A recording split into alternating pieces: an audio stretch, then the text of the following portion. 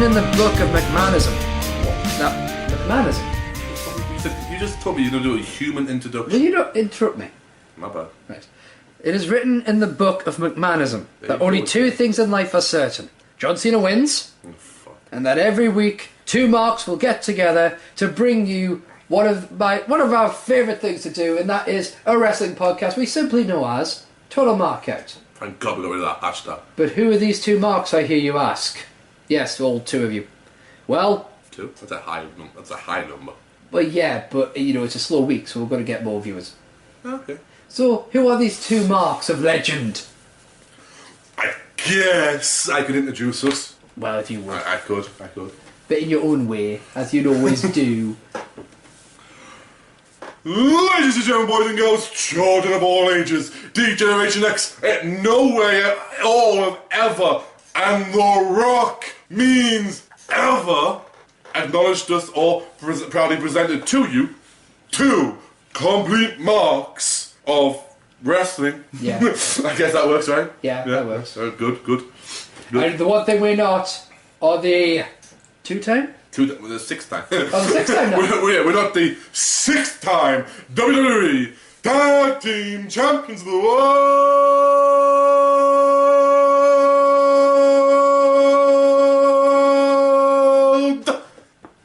Casted heart rate. Nice. Sean is right. It takes it out of you, doesn't it? It does. It's wow. Do you need the gas mask? No, I'm alright. The nasty nerd, the geek king, the B.O. double crooked letter boss, SteveJones313. Total mark out. That's right. I am the pedantic prince, the prince of professional. Pedantic prick. I know. Ironic how I get that wrong. You always try and change that. You've tried to change that from the beginning. No, it really isn't. Because I've got the prince of professional and the pedantic prick. It's too much alliteration. I can't handle the alliteration. It's too much alliteration. No, just think of it like Stan Lee. I can't think like Stan Lee. I can. He's a legend. I know. I am but... Bet he got more pussy than anyone in the 70s. Probably. Bet he beat Walt Disney. Yeah. I think he was dead by that point. No, I think Walt Disney preferred the, you know... Oh, sorry, Frozen. I think Walt Disney preferred the blonde hair, blue eye kind of, if you know what I mean. The Reich. Yes, pedantic prick, the professional prince, whatever you want to call it. And of course, with me, as per usual, the star of the show, ladies and gentlemen. He is the... That'd be me. He is the maniacal Mark, the patron saint of Socioque, the dictator of DC, the director of Dark Horse, the master of Marvel, none other than, ladies and gentlemen... The Duke of Dweeb, the Lord of Losers, the Champion of Jobbers. I can't remember all of them, alright? The Extreme Enthusiast. You got more fucking nicknames than the WWE roster combined. Come on, nicknames are a bottle of greed. You're none other than Geek King! Thank you. Geek King, yes, Geek King. Thank you very much. Oh, Mom. See... Man, I'm pretty. That's the thing, 'cause a lot of people, you know, you look at like TV... And of course we have an audience to this time as well. Yes, we do. We have an in-studio audience, get that? That's right. It probably won't say anything or laugh at all, but we have a... Well, they probably won't hate. We have more than one person in the room. God. Yes, he is the silent sniper of shout. He is none other than Hedgie Brick, Callum Thorpe. Hello. Amongst others. Amongst others. Amongst others. We have other people in the room. It's not just one person. God. Oh, yeah. It's not just one person in a very There are echoey many room. people behind me. It's just I'm blocking the view. They just haven't got a microphone. Yeah. Speaking of which, aren't you supposed to give them back after show? We will talk about this, Hedgie. But, yes, the thing is, you look at someone like Sherlock Holmes, they've got a mind palace where they can, like, find all this kind of information. Geek King does have a mind palace, but it's just wrestling, other sports that I don't know anything about, and movies. Comics. Well, comics is its own fucking wing. Boobs. And that as well, yes. Ass. Okay, we'll just put women. Shall we put women? Yeah. Yes, I know Tumblr, it's against a lot of people's opinions, but I am a cis, white, straight man. Come at me, bro! I'm just trying to speed it up a little bit, otherwise you're going to go through every single part of a woman that you your like. favourite part of a woman? Her legs. Yes, it is. Followed by her brain, of course. One of those It really isn't. I know. I was just trying to help you out there in case... I would just... I'm not exactly a white knight, because apparently white knight isn't a good thing to be anymore either. Fuck no. Yeah. Shit. I've seen people getting pissed at the white pawn pieces on a chessboard on Tumblr. No, for fuck's sake. It's like, the whites get to go first. And really? I know about this point, I'm going to do it now. I did it on Tumblr. I will apologise for certain things I may have said in the last episode. I apologise really cool and cutely, if you will, in the last post I did on Tumblr about TotalMarkOut. I used the Mark Ruffalo Hulk. In fairness, every post you do is cute. I know, right? You're adorable. I am. I fucking am. Especially in a fucking Game of Thrones hockey jersey and that beard and those glasses. I mean, you're like Kevin Smith's son. You really I fucking wish. I wish I'd be in his next film, Yoga Hoses. Well, co-starring Johnny Depp and Johnny Depp's daughter and Kevin Smith's daughter, Harley Quinn Smith. Oh, dear God. That's actually her name, Harley Quinn Smith. I know, He's a fucking amazing... I love that man. I want to be that man. Or in that man, whatever you want. Anyway, Mindscape. Yeah, but yours is comic and stuff and wrestling. Yeah, they are my majors, yeah. And I remember that's one of the reasons why I wanted to do the show with you, because you are just so fucking knowledgeable when it comes to the world of professional wrestling. And I can make it entertaining as well at the same time. And the thing about you is, like, we used to I don't get my facts off of Wikipedia. Yes. Yeah. So I won't do a segment and come with it written on a piece of A4 paper and simply read out Wikipedia's championship acknowledgements. And not only do that, but only do it once every 2 weeks, because you can't be outside. Once every 3 weeks, and then get the guy that produces the show to do it because you're too lazy to do it. And they were more fun because they were facts about him. Yeah. You shall not be named! No. Voldemort. Yes. What was so wrong with the name Voldemort anyway? They believed, and Hedgie, you may have to back me up on this, but they believed if they were to say the name too often, it would give him power, because they still didn't believe that he was completely gone. So it was kind of like Boogeyman. Is that why you're not allowed to say Chris Benoit? Whoa! Chris Benoit! Chris Benoit! Sorry, I do not know this Pegasus kid you are talking about! Sorry, did I just add to his momentum bar? Yeah, exactly. It was a similar thing. It was like, they believed that if you... Because obviously... In hell, there are no unlimited finishes. Well, you believed he was like Christmas, and the more you believed he was there, he would come and murder your family. Yeah. The more you believe that... Well, he ran out of his to kill. I mean, just... Exactly. I mean, so it was a kind of a thing that they believed that if...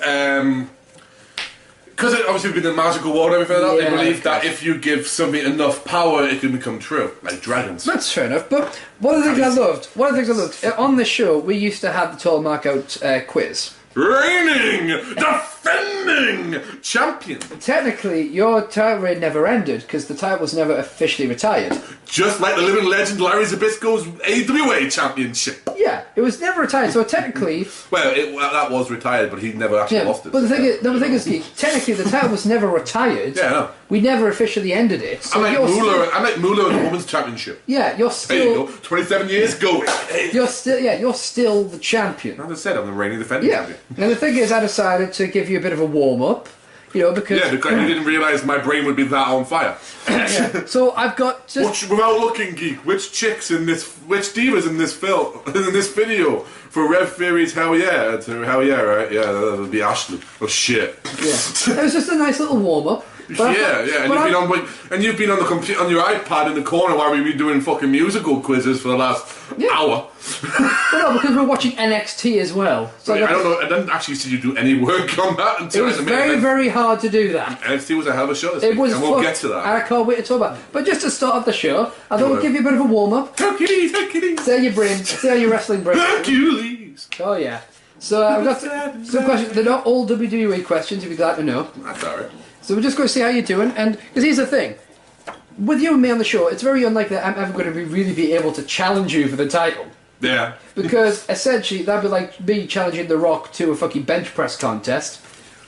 Clanging and banging. Clanging and banging. You see, Geek King woke up this morning at about 11:30. Yeah. I went downstairs to my kitchen, clanging and banging the stove to make a bacon sarnie. Yes. Then I got the bus. Yeah. All the way from where I live to the studio. All 5 minutes on the bus. Yeah. Then I walked down Stanley Boulevard. Stanley Boulevard. took a right corner into Jabroni Highway, because basically that's everyone who lives here, Yep. and walked straight into the Magic Studio. Walked down that ramp, up here, also I could say, finally! Can we get on with it now? Yeah. So I've just got 10 questions for you, just to see how your brain's I don't doing. think that was all the spur of the moment. Yeah. So question Your one. brain's awesome. So question number one. Here we go. In SmackDown vs. Raw 2006, it stated a title cannot be defended in a steel cage during the month of September. It was known as an amendment named after which promoter and wrestler? I'll give you either the name he's more famously known by or the real name. Promoter and wrestler. Promoter and wrestler. Well, less promoter, more creative hand, shall we say. Booker, to give her an old name. Booker! The amendment. Fuck. It's known as the something amendment. The Dusty Rhodes amendment? Yeah, it's called the Virgin Runnels amendment. Ah, right, Dusty Rhodes, yeah. Dusty Rhodes, yeah. Next question. Assuming each title counts as a single title in its own right, Right. who has held the most titles in WWE according to WWE.com in a recent article they posted? Raven. Correct. 27 hardcore championships, beat the fucking lot of years. I believe. John Cena wasn't even in the top 10. Yeah, he was. No, he was. He was like number 12. Oh, was he? Yeah. Oh, it was top 15 I did, didn't it? I believe it was Jericho, Triple H, Booker T. Something like that was like the top 4. Yeah, number 3. In which year was Vern Gagne inducted into the Professional Wrestling Hall of Fame? The Professional Wrestling Hall of Fame. Yeah, in which year was Vern Gagne inducted into the Professional Wrestling Hall of Fame? Oh, shit. He went into the WWE Hall of Fame in WrestleMania 20... I'll give you... Yeah? WWE, he went in... Yeah. That was 23? Okay. That was 2007, so did he go before that or after that? I'll go with 2005. Very close, 2004. Ah, right. Question 4. Who were the last ECW Tag Team Champions? To Jerry and Mikey Whipwreck. No. FBI. No, it was Daddy Dorian Roadkill. Yeah, I'll give you that. Daddy Dory Roadkill. Yeah. Number 5. The ROH Final Battle 2013 main event was a triple threat for the world title. Name the 3 superstars.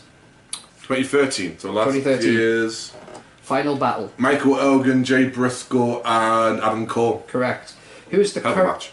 current CZW World Heavyweight Champion? Biff Busick. Noah Sozio. Won it on October 18th. I didn't see that news. Yep. Fair enough. What was the... oddly enough, I did. What was the main event for TNA Bound for Glory 2013? Last year's, right? Yeah. Shit. Was it shit versus shit? No. Definitely not. Was it Bobby Roode versus Austin Aries? No. AJ Styles versus Bully Ray. Oh, yeah, which led to whole AJ leaving, right? Yeah. Question 8. Who is the current NWA World Heavyweight Champion? Ron Conway. Rob Conway, correct. Yeah, Rob Conway. When did PWG debut? 2002. 2003. Was it? Yep. Final question. Name the current members of the Bullet Club. Right. Okay. What's the Japanese name? Let's try and get that out of the way. Yujiro Nakagori or something like that? I'll give you Yujiro. It's Yujiro Takahashi. There you go. He's the fucking maybe the Val Venus of the fucking of New Japan. He's the R-rated superstar actually. Mm-hmm. Young Bucks. Who are? Matt and Nick Jackson. Yep. Doc Gallows. Yes. Tama Tonga. Yes. The Underboss. Big Bad Luck Fail. Yep. Machine Gun Carl Anderson. Yep. And one more. AJ Styles. Correct. Scott D'Amore. And Jeff Jarrett. There you go. Of course, those were the official members Yes. of the Bullet Club. Yeah. Well, Not there you go. official. So, what are 2 questions there that you didn't quite get? I got 2 questions. Well, there you go. I mean, still sharp as a tack.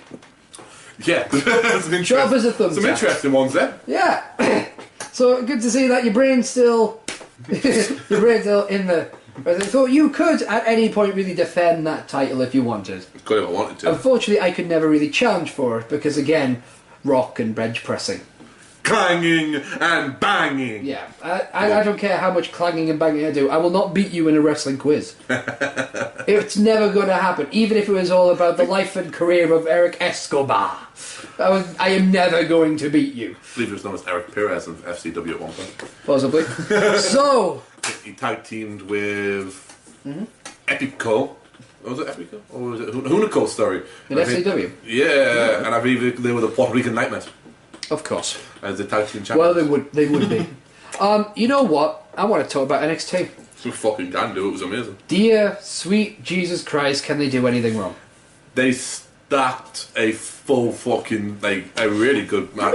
There was non-stop action this week as well. NXT just continually proves to be, in my opinion, the #1 show. Yeah, a weekly show. I'm sorry, I mean, Raw doesn't have to be better. Raw's not bad, we'll get to Raw. But NXT is consistently good. Look at what you had. We'll start from the top, right? Yeah.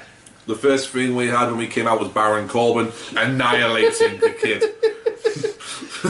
I'm not even trying to remember his name, because I don't think it's that important. I know he had one of those hipster fucking, what was it? One of those hipster top knots that's all the fucking rash.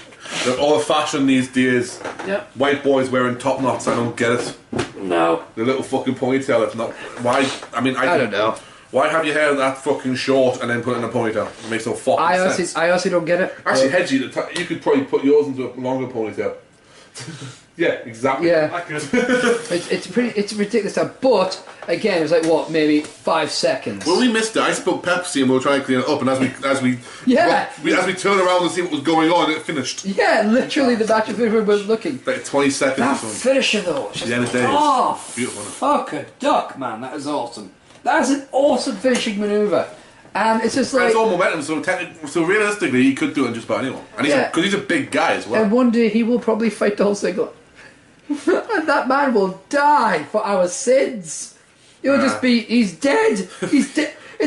He's dead, Jim. I can't say that anymore after watching fucking PWG. Oh, for fuck's sake! So that's the problem. PWG desensitizes you. What, to death? The dead you. There. Speak English, Stephen. You'll do it. To death, yeah, probably a little bit, yeah. But you know, you got other matches. I mean, then we the following that you had the Lucha Dragons. I love. They're not French. They're Lucha Dragons. It's the Lucha Dragons.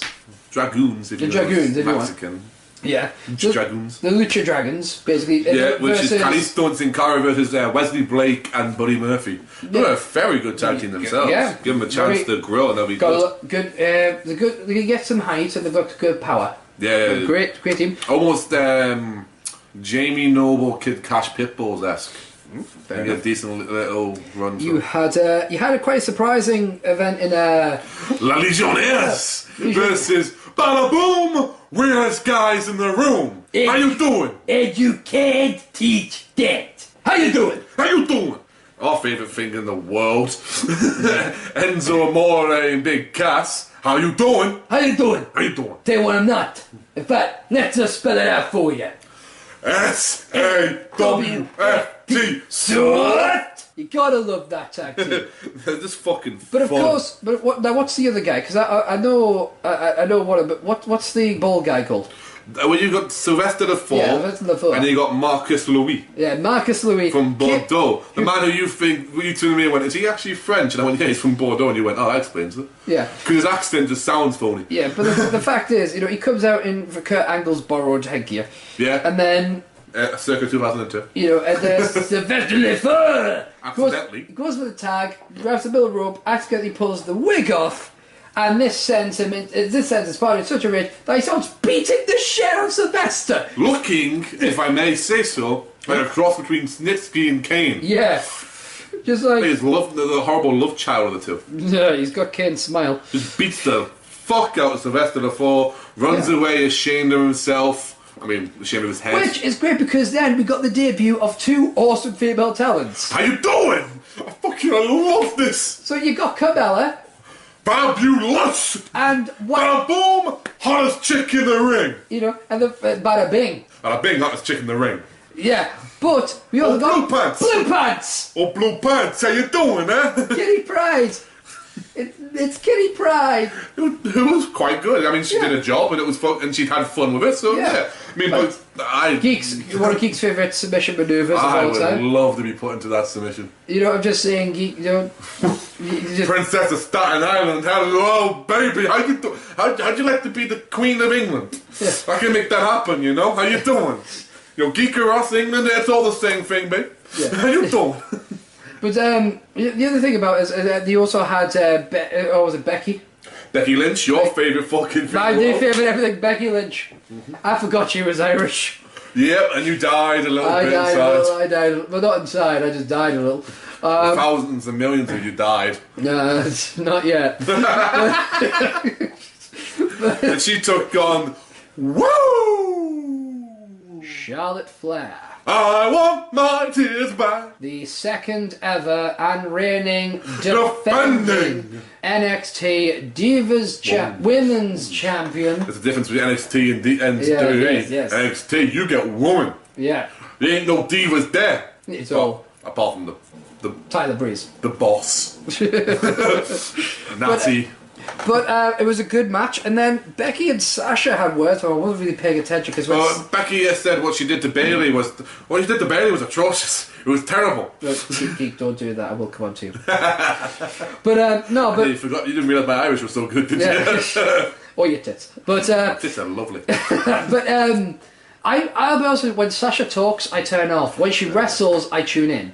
Yeah, and what Sasha said was you need to have a look at yourself in the mirror, you think you've got enough, the usual bullshit. Which is usual, it's good, it's heel, but it was very reminiscent of what Summer said to Sasha to turn Sasha, so I don't know how I'm going to take Becky. And also, you got Sami Zayn and Tyson Kidd. Well, Tyson Kidd, I mean... Here comes the workhorse. Tyson Kidd on a microphone is hilarious. Fact. But Sami Zayn rebutting. Fact. But them two in the ring... Fact. Those two in the ring, it's just amazing. It's fucking beautiful. You got the workhorse Tyson Kidd. You got the absolute fucking... One of the best wrestlers NXT had, and one of the most underrated that WWE had at the time. Yeah. And when you think about... And then you got Sami Zayn, who could have just come into NXT and gone, I'm too good for this place. Yeah. A la Seth Rollins when he went to NXT to start off with. Yeah. And then realised, no, this is a stepping stone, you've got to prove yourself here first. Yeah. Sami came out straight out of blocks into a feud with Cesaro. Yeah. Which was possibly the best thing for him. Feud with Cesaro, goes into doing other little things, showing off what you can do in the ring. Personality shone through because Sami Zayn is Sami Zayn. There's no fucking getting around this. You know, Tyson had to fucking get his personality out there. Yeah. Total Divas, you can take the piss out of it if you want or not, but that helped a lot. That we got to see a version of Tyson on that. And then that was brought over to NXT when he returned. Not only is it a moneymaker for him and the company, it's what launched his second career, basically. And look at look at Total Divas. Without Total Divas, you wouldn't on WWE right now. You wouldn't have so much diva-centric things. Yeah. You wouldn't have.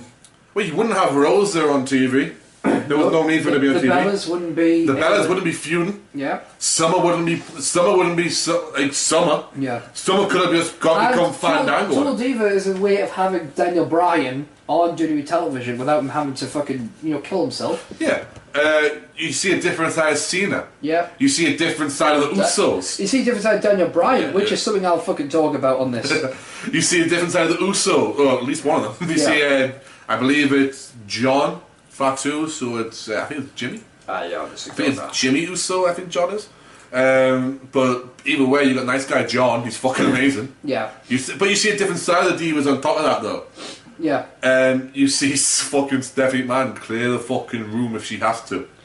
She was on the NXT Divas, what you call it, TotalMarkOut. Not TotalMarkOut, this is TotalMarkOut, Total Divas. So you say Stephanie McMahon and my mouth just goes... Holy fucking shit.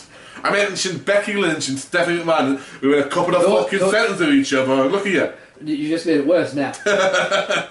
We know what McMahon's like having a bit of the Irish in them, but come on. But yeah, the big Irishman who likes the fact that is. Yeah, but anyway. But yeah, I mean, you wouldn't see so much of this. And then you go to Total Divas, you go to Tyson Kidd. Yeah. Who, Tyson is ultimately the heel. Yes. Of Total Divas. It's weird. He's the fucking antagonist. Yeah.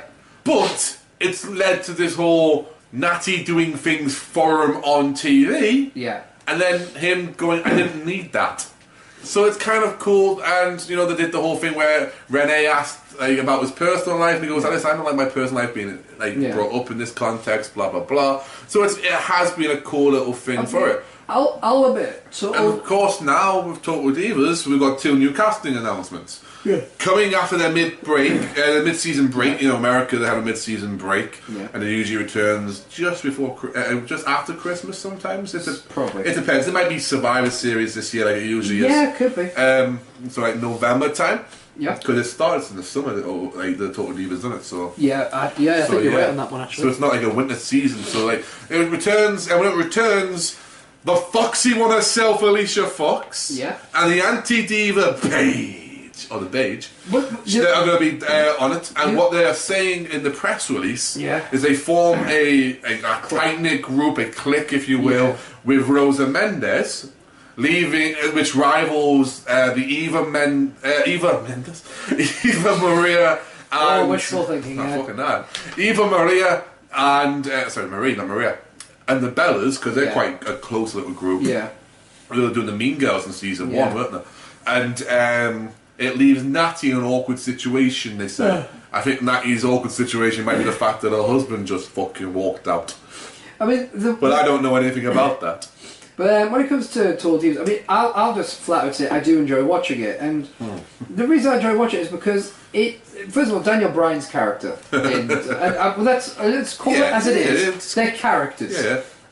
It's just quasi-reality. It's quasi-reality. The only part pseudo-reality, sorry.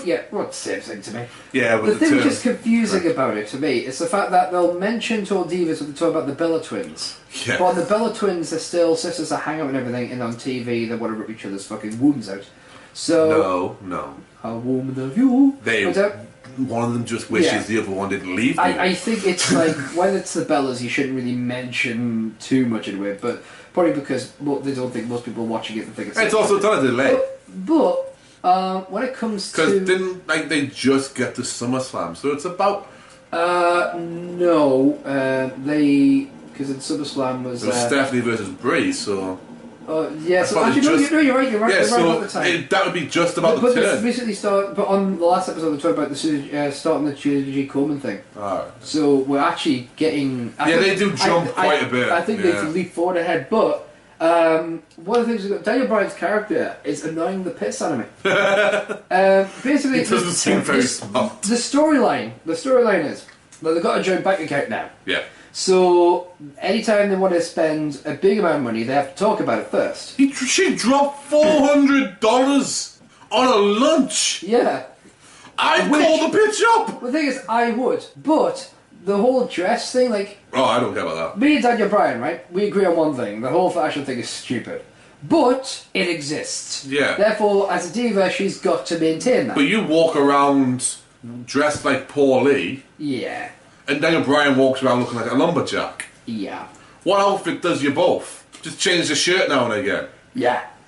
Shit, like you say, she's a diva. Yeah. Like Hedgie. Hedgie needs to wear more clothing. So he gets... Most people would say less. I say more. I'm wearing a perfectly acceptable amount of clothing. Thank you very much. I'm just speaking. I'm just speaking upon the fact that every time I post a picture of you on my Facebook explodes. Then stop posting pictures of me on your Facebook. And your most recent. But then it will explode. And your most recent profile picture was that fucking professionally done? No, that was Adam. Yeah. I'm fucking professional. I was like, what the fuck? Basically, if you don't, taking a media course, we can do that. if you don't know it, Hedgie Brick, who's in our studio audience right now. He's just a very loud member of the studios. He is the most photogenic piece of shit I've ever seen in my life.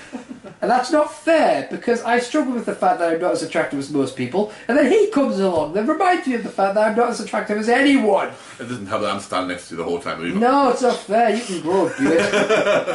I've got this fucking, jawline. grade 1 on my fucking sides there. Fucking hell. So, but yeah, I mean, Daniel Bryan's character. A lot of people need to change it, you know? Yeah, Daniel Bryan's character on there is very much like texting. I've just got an alert on my phone. Why is it like, okay, Danielson, chill the shit out, okay? Woosa. But they were doing they were doing other shit like there's other shit in that show that I just kind of like chewed out of. Like, oh, Nikki Bella is. That's called hammering. Yeah, that's like Nikki Bella's going to show like Karen this new house and it's worth 2.4 million. Yeah, because Nikki's now a real estate. Yeah, and I'm just like the drama, the way they try to invent drama. What I love about that is you've got the likes of like say Jonathan, Eva Marie's, and what's the other guy called? Vinny. Just how do I know which prick you know about? Just walking around backstage and WWE. He's like, oh, hi, how you doing? Hey, not bad. Technically speaking, they must be on WWE contracts now, right? Because they're on a WWE show. I believe they're on E-contracts. They're on E-contracts. Because it is still a WWE show. It's a co-produced one, yeah. But it's co-produced. So they'll either have an E-contract or some form of WWE. And I don't mean a wrestling contract. There'll be a talent contract. Yeah, they must be on a talent contract. But they'll be allowed backstage. Yeah. During the Total Divas bits, yeah, and like when they're recording Total Divas, yeah, just so that they can be seen, like, in case the camera needs them. But I think that's hilarious. I just like, just hilarious. Imagine like you just walking around your Dolph Ziggler, just walking around, holy fuck, what's this big Johnny Stamboldi? You're back. No, I would quite like it because Jonathan, looks like given the right amount of time, could probably get in the ring. We saw Vinny die. Yeah, we build him up, kill him. In fairness, though, kill him for our sins. Vinny was trying to be nice for Cameron, which is fair enough. And he was crying the fucking. You can't do that. Don't do that. There's no crying in wrestling. No. Listen, Nature Boy. Fuck. No. You just mention something nice about the Nature and he cries because he knows he doesn't deserve it. I can honestly, I'm sorry, no, I've got the image in my head now. Of you just sat in the ring going, go on, Rick, cry. Go on, Rick. Cry, Rick. You gotta cry. I'll say this, right? Yeah. When I first watched the Hall of Fame with Dusty went in, WrestleMania 23, 2007, Dusty Rhodes went into the Hall of Fame. Yes. And the first time it's mentioned about Nate is Cody. Yes. When he says he stood there opposite, and the American Dream would say, if you ask an honest man honest question, he'll give you an honest answer. And he said he fought against the greatest professional wrestler of all time, the Nature Boy Ric Flair. And that was the first time I saw him cry. Yeah. I went, oh well, that's cool. You know, he's emotional because it's one of his closest rivals and closest friends. Sure. And then when Dusty comes out and says, I'm going, dude, he said it fucking 5 minutes ago. What the fuck? You should expect this. Yeah. And then we get to fucking his one. Yes. And I go, sure, you're going to be a little bit emotional, right? Yes. Rick Flair. Okay, fine, right? The next night, it's perfectly understandable. The night after that is even more understandable when they bring out the fucking locker room to say goodbye to him. Taker comes out after Raw, gives him the fucking, the whole bowing in front of him, and then the big guy himself, Vinnie Mac, comes down and gives him a fucking great big applause. Yeah. Sure, I understand that. But when you're going in as part of the fucking Horsemen... Yeah. And you first things you say are, I'm gonna have to tell a funny story because you know how I get at these things.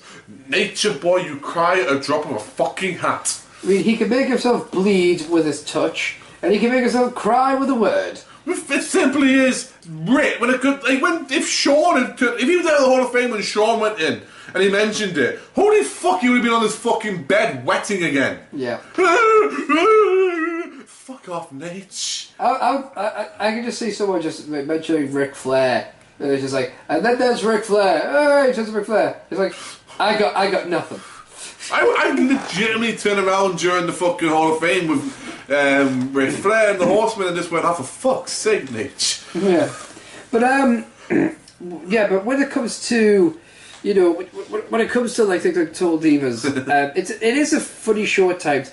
I like the fact that the next episode. I'm gonna say it right now. My favourite couple in the world is Rosa.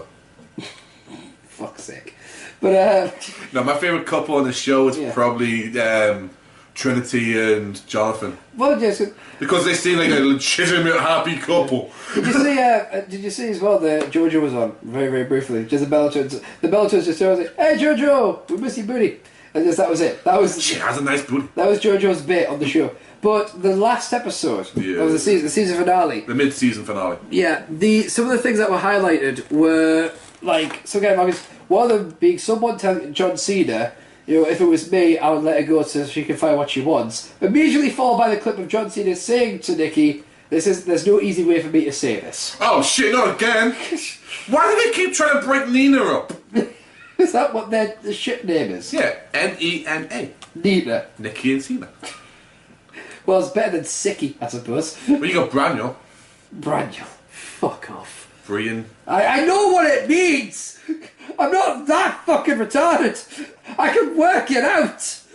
You don't have anyone for the others. Like, it's only the Bellas that ever post the fucking ones about the cunt. No, what are you going to do for, like, Eva and Jonathan? Like, Geneva? Yeah, like they deserve a peaceful fucking one. What's the other one? You've got Vinny and Cameron. Crimmy.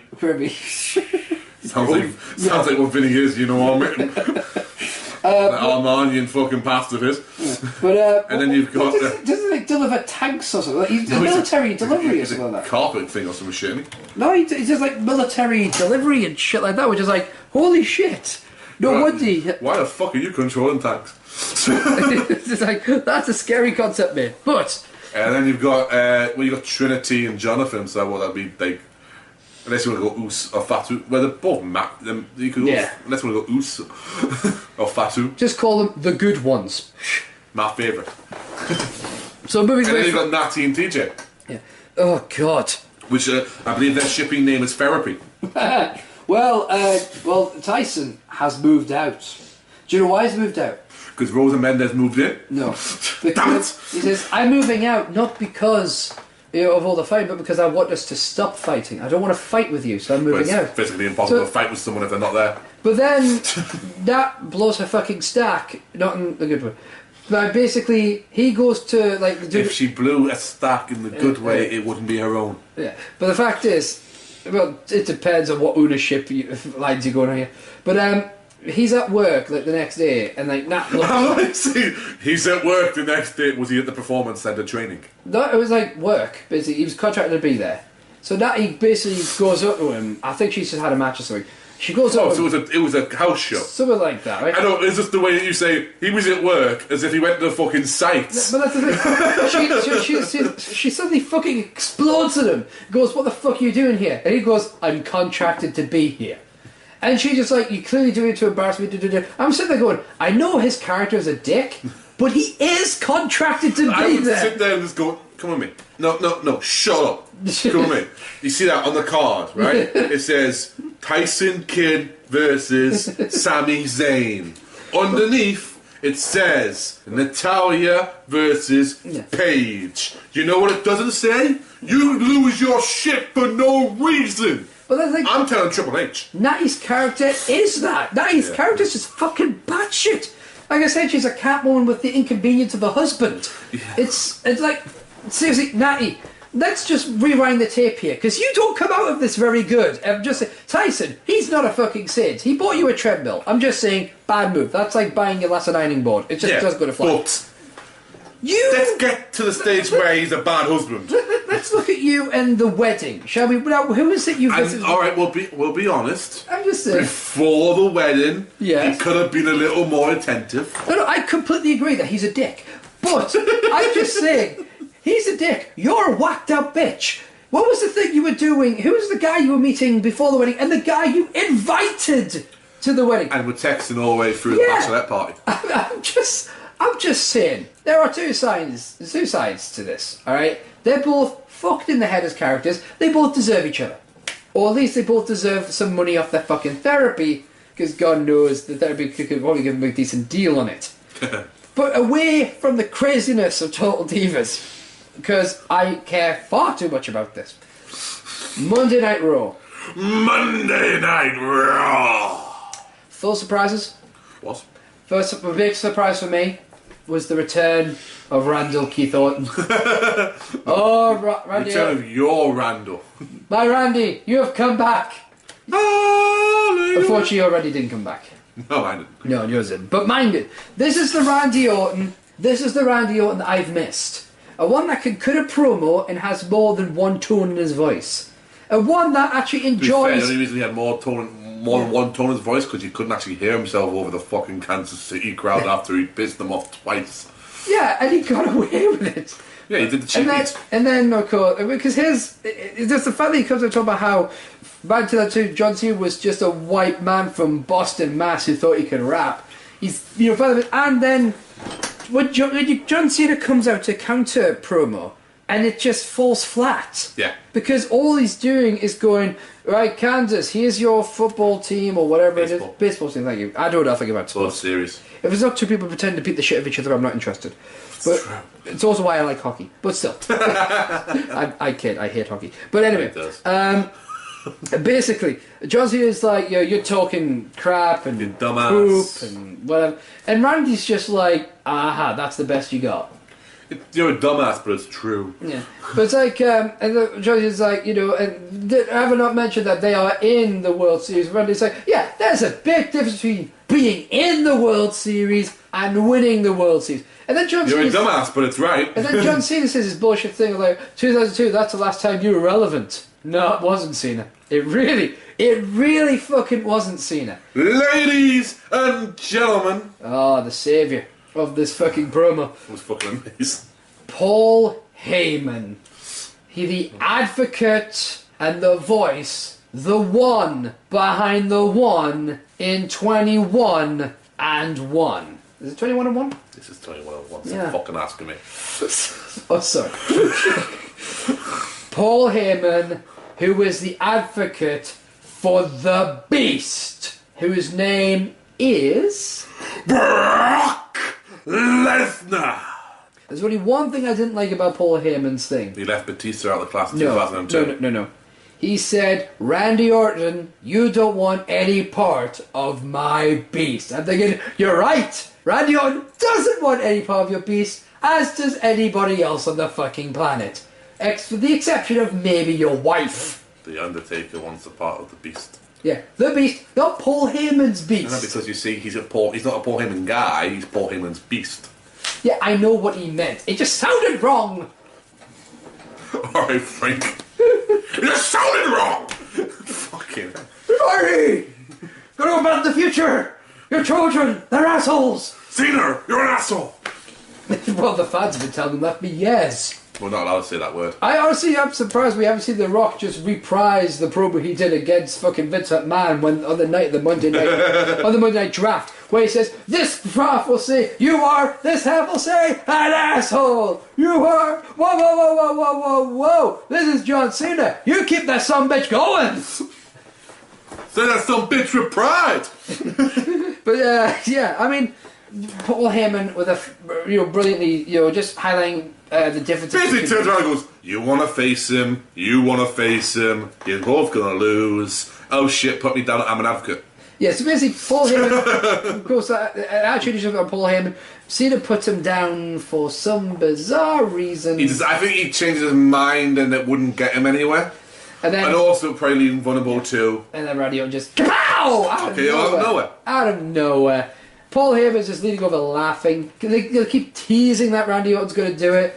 But then he's like, no, you just leave. Grabs him. Pow! RKO onto Paul Heyman, who sells it beautifully. And then Randy kind of does this weird thing where he hovers over Paul Heyman for a second. And then slithers along. No, but he kind of hovers over fucking Heyman in a weird way where he could have just gone straight to Cena and it was weird. Randy Orton does move in a very unearthly way. It is very creepy how he does it. It's supposed to be, isn't it? Yeah. But the fact is, I don't see many people move like that in any kind of wrestling ring. So the way he moves, I mean, I'm not saying he's the only one that can, but he's the only one I've seen, and it's just so snake-like. It's just like it's serpentine. Fuck, it is really impressive. But I just cannot wait to see more of this evolution. I just realised what I said. It's a mystery. Yeah. No one's born and no one's seen. But one thing God makes you full of history. One thing I did... That's the worst Lemmy I've ever done. It did sound a bit like Macho Man Randy Savage trying to cover it. I mean, I can do that, but... you should probably... That's for another part. In fairness, mine isn't any better. Yeah, and we did do... And I have been singing... Yeah. Randy Savage singing Randy Newman songs, which we might get to later. That was a weird spin-off we did. Well, you might see that in the future. What I did not expect, when I saw the Hell in a Cell, I thought that was going to come down later on. What I did not expect was Seth Rollins curb stomping fucking Randy Orton. Yes, but we're getting a little bit ahead of ourselves. Well, we're not doing a full ring. I know, but that leads. Like, maybe we'll go. How the fuck did we get there? Well, you know, one thing led to another. Yeah, one thing led to another, and bada bing, bada bomb, we had a chat. I noticed how John Cena, by the way, like Dean Ambrose is watching See No Evil 2. Yeah. You know, then John Cena comes in with this little promo. Apparently John Cena wasn't two-faced by that RKO. It's just like, yo, we got a match tonight. I'm surprised Dean didn't go, didn't you just get, like, dropped in your face? No, but I do like the fact that it was like, you see, how I see it, you're Superman, Yeah. and I'm Batman. And like, that works. And then John Cena... And I've been known to wear a cape. I was like, the all-American square jaw, truth, justice in the American way, and I'm, And I beat up scumbags. I mean, known to wear a cape. And that was just thrown away. Nobody even mentioned that. And then John Cena goes, which I'm sure is like the inside joke. Yeah. But he goes, you're more like the Joker. He goes, why so serious? I was sitting there going, yeah, come on, be original. We've all said he's the Joker. Yeah. Well, it's about like the Heath Ledger thing, isn't it? Yeah. But Cena just like, nah, RKO. Oh yeah, I take two of them for both breakfast. But he does, doesn't he? Yeah. Isn't that how Nikki wakes him up? With an RKO. RKO! For fuck's sake, Nikki, get off me. I don't think it's... Get off me and Bronco buster me! I don't think you can do an RKO lying down. I mean, I'm sure you've tried. You'll do anything to get in the business. Well, then again. Whatever pays those bills, eh? But I like to do a bubba. I like to do what I call the bubba.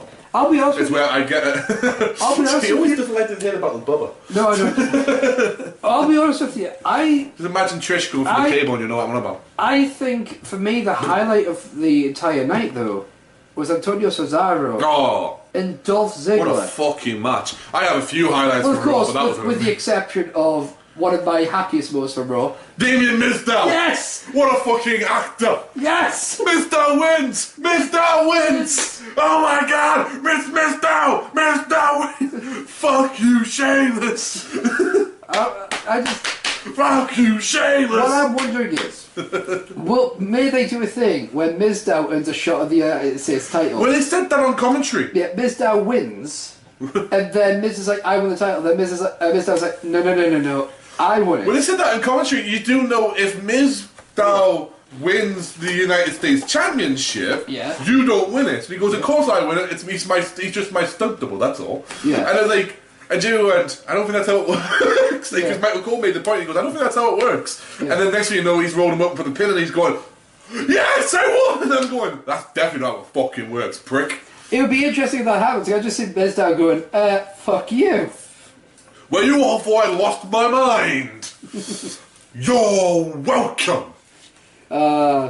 Damien Sandow, what a worker. But It's fucking alright. But Antonio Cesaro and Dolph Ziggler. I mean, Dolph Ziggler can make anyone. He can make the Broom look good. But Well, that be the Broom that Triple H thought he'd have a better match with 9%. we were all denied one of the greatest match concepts in history that night. Well, we had an hour-long Iron Man match between Sheamus and Cena. There was CM Punk on commentary. But before the bell rang, and before we could even get 2 minutes into it, that was it. He would have wrestled that fucking Broom. He would have. And he would have had a great match. Would With have that been 20 minute Broom. Broadway. Yeah. Would have fucking swept us off our feet. It would have. It would have. No. And CM Punk would have made that match be sold on the announce table. But of course, it would have to be Triple H because Cena wasn't going to lose to a mop. But no. A broom. A broom. Not bring up Moppy, right? Sorry, I should apologise for the family of the mop. Obviously, we all do miss Moppy, and we wish the very best for the family and to Mr. Perry Saturn. Thank you. So sometimes we can get a little insensitive on the show. We can. Damn it, Raven! I mean... And Terry. Hello, Terry. How you doing? No, we're supposed to pretend to How be you sad. doing, Terry? We're being sad. But I just remember about Terry. Yeah, you're not with Terry. Yeah, but Terry always had the... She's not with you. They were never like... It was always cold in the arena. You're making it really hard for me to pretend. Oh, I'm making it really hard, alright? Trust me, you ain't. There's one thing you don't do for me. Sweet But, on there. No, but... That match, man. That fucking match. Yeah, it was a beautiful match between the Mob I mean, and Triple Antonio H. Cesaro Oh, that match. is an amazing worker. Dolph Ziggler is an amazing bumper. Yeah, he's a good worker as well. He's a great worker, but he's... But yeah, I mean, that match was great, and I can't wait for Hell in a Cell. That's going to be a rematch. If they're doing a title match at Hell in a Cell, I'd take Dolph dropping it again to Cesaro and having Cesaro as the Intercontinental Championship. It's a good feud between the two. Alright, hell of a feud could happen. Hopefully it could lead to a Team Cesaro, Team Ziggler in the Survivor Series, because I quite like the idea of having teams again at the Survivor Series, but that's just because I'm old-fashioned like that. And it's called fucking Survivor Series. We'll get one. Last year, if you remember last year, we got two. I think we got Total Divas versus... Total Divas doesn't count. No, it was Total Divas versus... what's it? Real Divas. And then we had The Shield and We the People, the Real Americans, versus the Us, wow, O's, the Brotherhood, oh yeah, and Booyaka Booyaka 619, and we just saw Roman Reigns kill everyone. Yeah, it was amazing. It was. So much oh, joy. the spear on Rey Mysterio. And Cody. Wow! And he did not give a fuck if the Usos were his cousins or not. In fact, that just makes it worse. I don't have to hold back on you. That's how Rock said. Where Rock said to knock you out. Cousin Rock said I could kill you. It's cool, we're family. But I don't care what cousin Keisha said. I would love a traditional Survivor Series pay-per-view. I really, really would. I don't see why we can't do 2006. We've only got one World Championship. Yeah. Do Why one. not? Do Brock versus. I'm gonna call it and say Cena. I think it'll be Brock Cena 3, and that's how they'll wrap that up. You know what? I sincerely hope it's Randy Orton. So do I. I'd like to see a difference. I would love to see Randy Orton. Because I'd like to see how Randy coped with it. Yeah, that is the match we never got. Yeah. Randy, and the thing about Randy, yeah, okay, Brock Lesnar's a beast. Randy Orton's a cunt. Now you won't see that on the marquee. But the beast versus the cunt. You won't see it, but by God, that's what it is. Coming soon to TotalMarkOut.com is that poster. That's what I say. The beast versus the viper. And it's just like, you know... That's not as impactful. Yeah, and here's the thing, it's like, Brock, you're somewhat of a legend. Bang!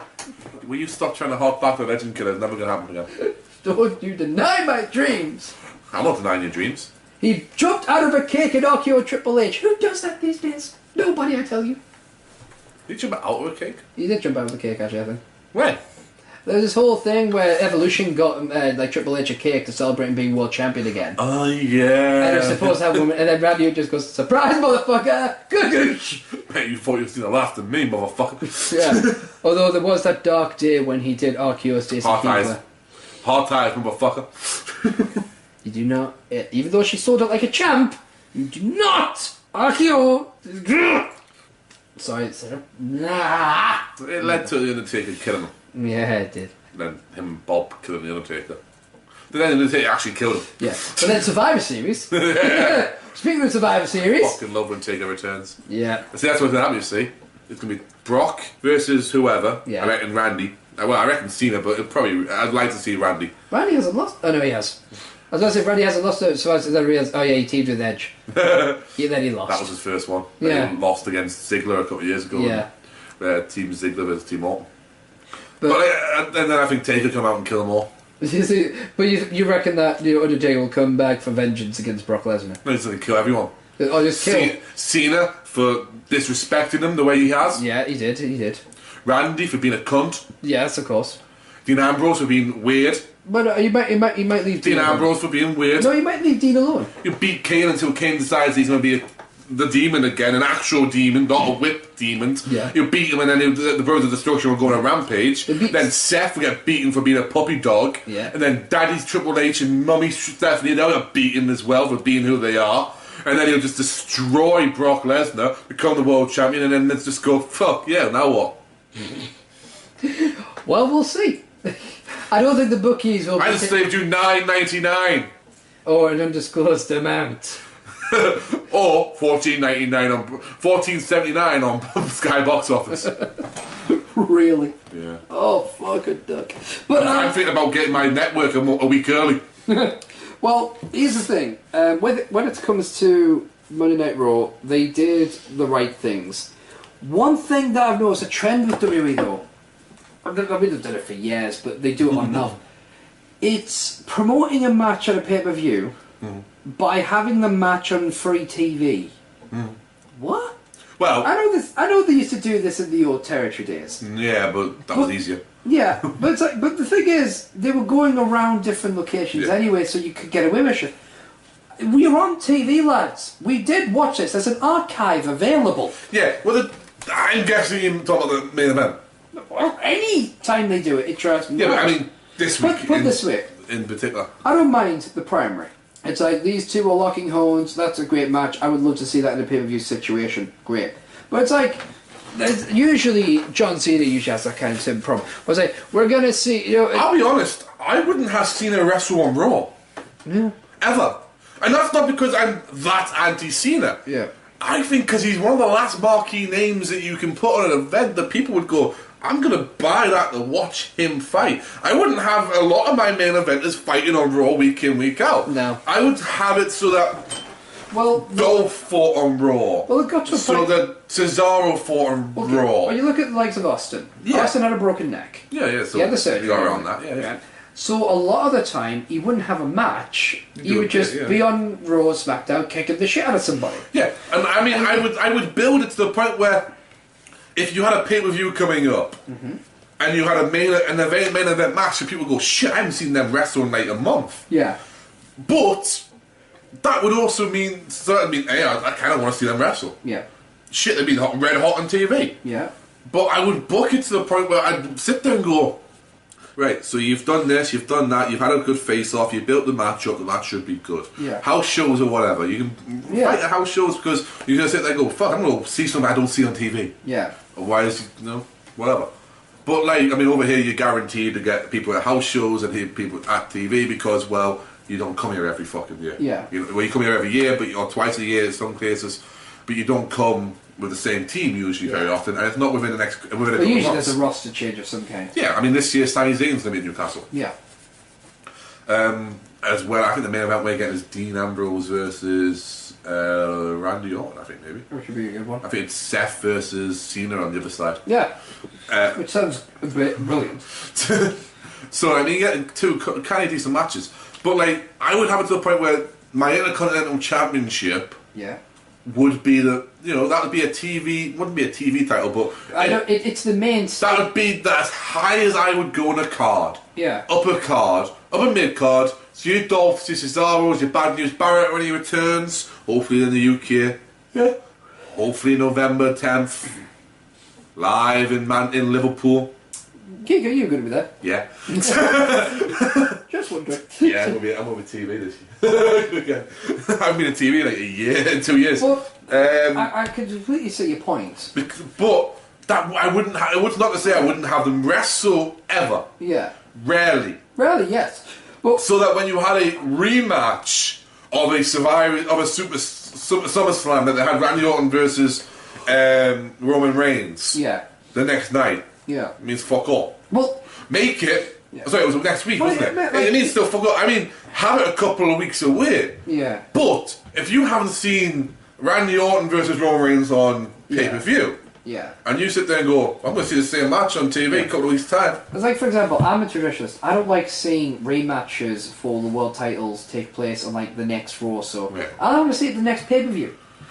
That's what, to me, Backlash was all about. It was like, if you won the title at Mania, it was like, well, you're going to deal with a really pissed off former champion at Backlash. That started with Rock and Austin. Yeah, and I'm more traditional. I like to see a rematch at a pay, because for me, that makes it more special. That's not to be said, there hasn't been some great rematches. Yeah, that's what I'm saying. Yeah. That's why it makes it a bit more special when they say, tonight we're going to have a rematch for the title, and then they have a title match. It's like, because then you could believe...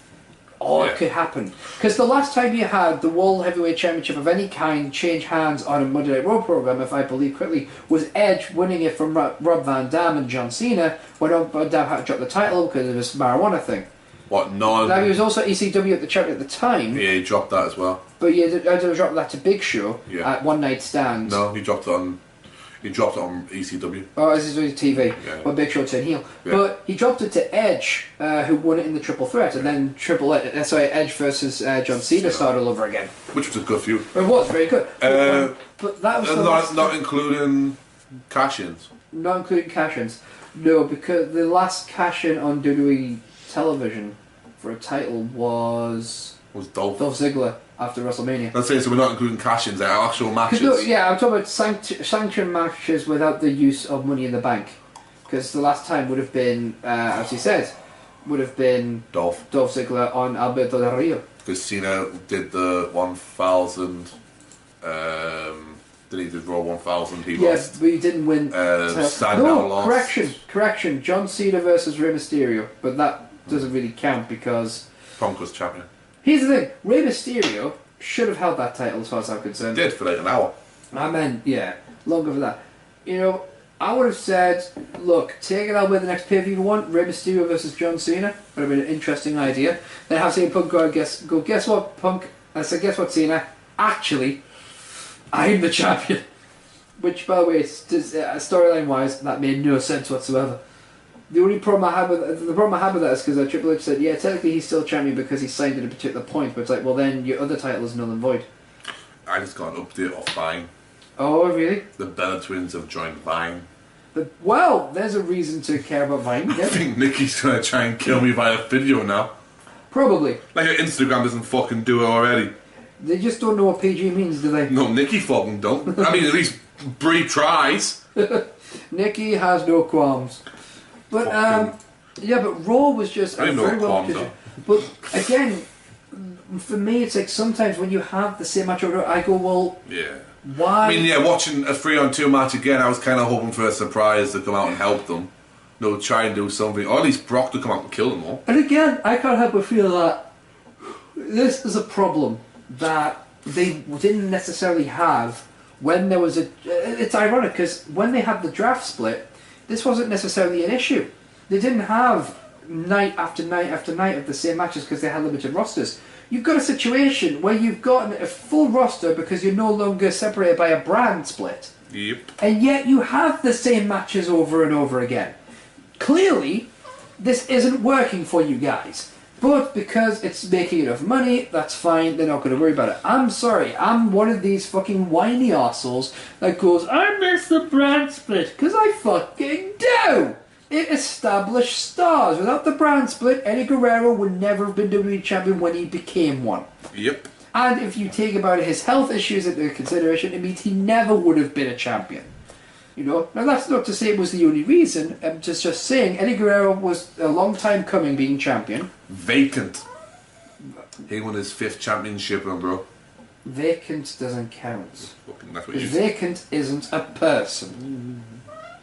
You know, but the fact is, you know, when they had the brand split, they had to get creative with limited rosters, and they managed to fucking do it. And it was at a time when it was arguable which show was the best. Now SmackDown is just a fucking drain on the WWE economy. I try to watch SmackDown. I'm like, well, why watch this when you're going to give me 2 hours of a show, and an hour of that is what happened on Raw? Whether it's repeating what already happened on Raw in recaps, or just acting it all out again in the match. Yeah, well, and you're all right. Rey Mysterio and Cena would have been the last time before that.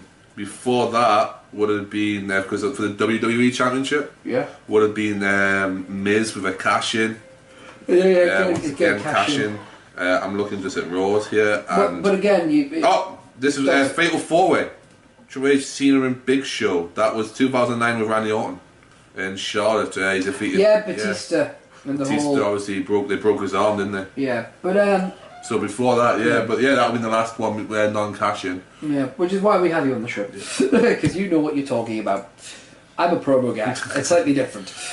Slightly. But you deal with facts. I deal with what people said. But which is technically facts. Yeah, I suppose. But yeah, I mean the whole way that they construct these things, like we're going to give you the same match every week, and it gets to the point where they're trying to sell it as something that's great. I'm like, well, why should I care? Like, I remember they talk about it's going to be a WrestleMania rematch. I'm like, oh, a Raw rematch, or a SmackDown rematch, or a main event rematch. Fuck, you know, if this was a few years ago, a Velocity rematch. It's just the same thing. It's like, there's such a thing as overfeeding. If you give a plant too much water, it dies, it fucking drowns. Sometimes I'm just watching it going, no, I don't want to say, it's like, it's great, we get to watch this for free. No, it's not great. I want to pay for it. That's why I fucking invested in it. If I don't want it, if I don't have to pay for it, then it's cheap. It's valueless. Here's the thing: if you fucking turned around to me and said The Rock is going to wrestle on Monday Night Raw, I'm like, no. If he's going to wrestle, put it on a fucking plinth where I'm going to have to pay money, because that's the fucking point. Plinth. It's just the thing. It's just fucking. It drives me mad. The World Heavyweight was Jericho. Jericho? Yeah, Jericho and Raw. Jack Swagger? 2008, he defeated Batista in a cage match. Oh, right, okay. World Heavyweight title. But, That's what I said, World Heavyweight. yeah, no. I have to remind myself. Before that would have been, and then but on SmackDown for World Heavyweight, probably would have been Alberto Del Rio. Yes, with the Big Show. Yeah, and last year. Yeah. Well, but that's my point. It's like, they do these matches, like, isn't it great we're going to get to say that you're going to watch this live on Raw? I'm like, no, it's a pay-per-view thing, man. But I've always said, though, SmackDown was a repeat of Raw anyway. And it goes back to what you said. It's like, you know, there's upper card talent there. You could, Dolph Ziggler, Antonio Cesaro. I mean, they're the ones that come straight to mind because of what they did this week. Exactly. But you've got the likes of your tag teams could be focused on. You can build a tag team division around the actual. I mean, NXT. Yeah. Once again, I really do hate to harp on about NXT, but it's doing it right, so I'm gonna. Yeah. I mean, you've got. I don't hate when you harp on, by the way, because you're right. You're absolutely right. You've got the NXT have built a tag team division. You know how they did that in a fucking tournament. Yeah. See, I miss things like Eric Bischoff's Gold Rush tournament. I loved that. I didn't care if it was Eric Stop Bischoff. the Clock got a bit fucking boring because they did it every fucking month. Yeah. But the Gold Rush tournament was a simple concept. Beat the Clock was even fucking worse. They did that every week on SmackDown. Yeah. But you know what you could do really well, actually? Yeah. Innovate the Beat the Clock. We've been stuck with Beat the Clock as a singles one. Make it a fucking tag team. Yep. A Beat the Clock tag team special where the winners would face. I mean, think about it. You only have 1, 2, 3, 4, 5 championships in the WWE currently active. The WWE World Heavyweight. Mm-hmm. The Intercontinental, or as Santino used to say, the Intercontinental. Yeah. The United States. Yeah. The Woman Divas. Yeah. And the Tag Championships. Yeah. Anything else I'm missing there? No. Exception of NXT, where you've got the free, where you've got the free main purely main main universe, not the NXT Galaxy. WWE main stage. Yeah, we're sticking with the universe, not the Galaxy. Yeah. We'll go Mars bar instead. Right. So basically, WWE World Heavyweight, Intercontinental, United States, Divas and Tag, exactly as you just said. Yeah. So your Divas, it's pretty fucking focused. All I'd do right now is probably move away from AJ and Paige. While they're good, it's getting a bit backwards and forwards. Essentially, add an element to it. Yeah. If you want to take away, you add. Yeah. Simple. Or do what at this point I'm looking at them two. Like, these two have got a pretty solid idea. You know what you have done? Move up to the next match type. What's something that the fucking networks are going to allow? They're not going to get too pissy with. Okay, so you don't. It's Hell in the Cell's coming up. They're not going to do Hell in the Cell. They're not going to do Cage. No, book it. What can you confine them into a space? Perhaps it may not be able to cage, but I would push the envelope in the fact of seeing how much the crowd would get into it. Yep. If you did a 2 out of 3 falls match, Divas is hard to sell as a single fall, but you get 2 good wrestlers fighting. Yeah. 2 out of 3 is always a great match. Or another one you could do is like, okay, put these two in a. But just put it into a no disqualification match, right? Or whatever. Yeah. Here's the thing: it worked in the past. The only thing you got to do, no blood. You don't have to do You don't have to do weapons if you don't want to. Yeah, but no DQ can be so light on weapons. It just means you can do things that would hurt someone. It's just a single pull cam to the abs, to the back, the legs, and it's no chairs. Tables? Sure, no problem. Yeah. But anything, just avoid anything that would more likely cause blood, because at the end of the day, Divas are at the risk of blood anyway. When you've got Shining Wizard. I still think Shining Wizard. I know you do. It's funny. But Shining Wizard. That could easily bust you open. Paige's Rampage. Rampage will easily do it as well. So the fact is, you don't have to worry about those kind of moves. Yeah. But you don't have to whack a bitch in the head with a signal pull cane. Yeah. But yeah, stick. So that you could do. Right, so you've got your Elevate Divas. that. Your Divas is sorted, right? Because you've got multiple Divas storylines going on. No matter how shitty they wrote or whatever, you've still got multiple Divas storylines. Yeah. Your tag division. I would really build your tag division up. Yeah. In a minute, you took away tag teams. Yeah.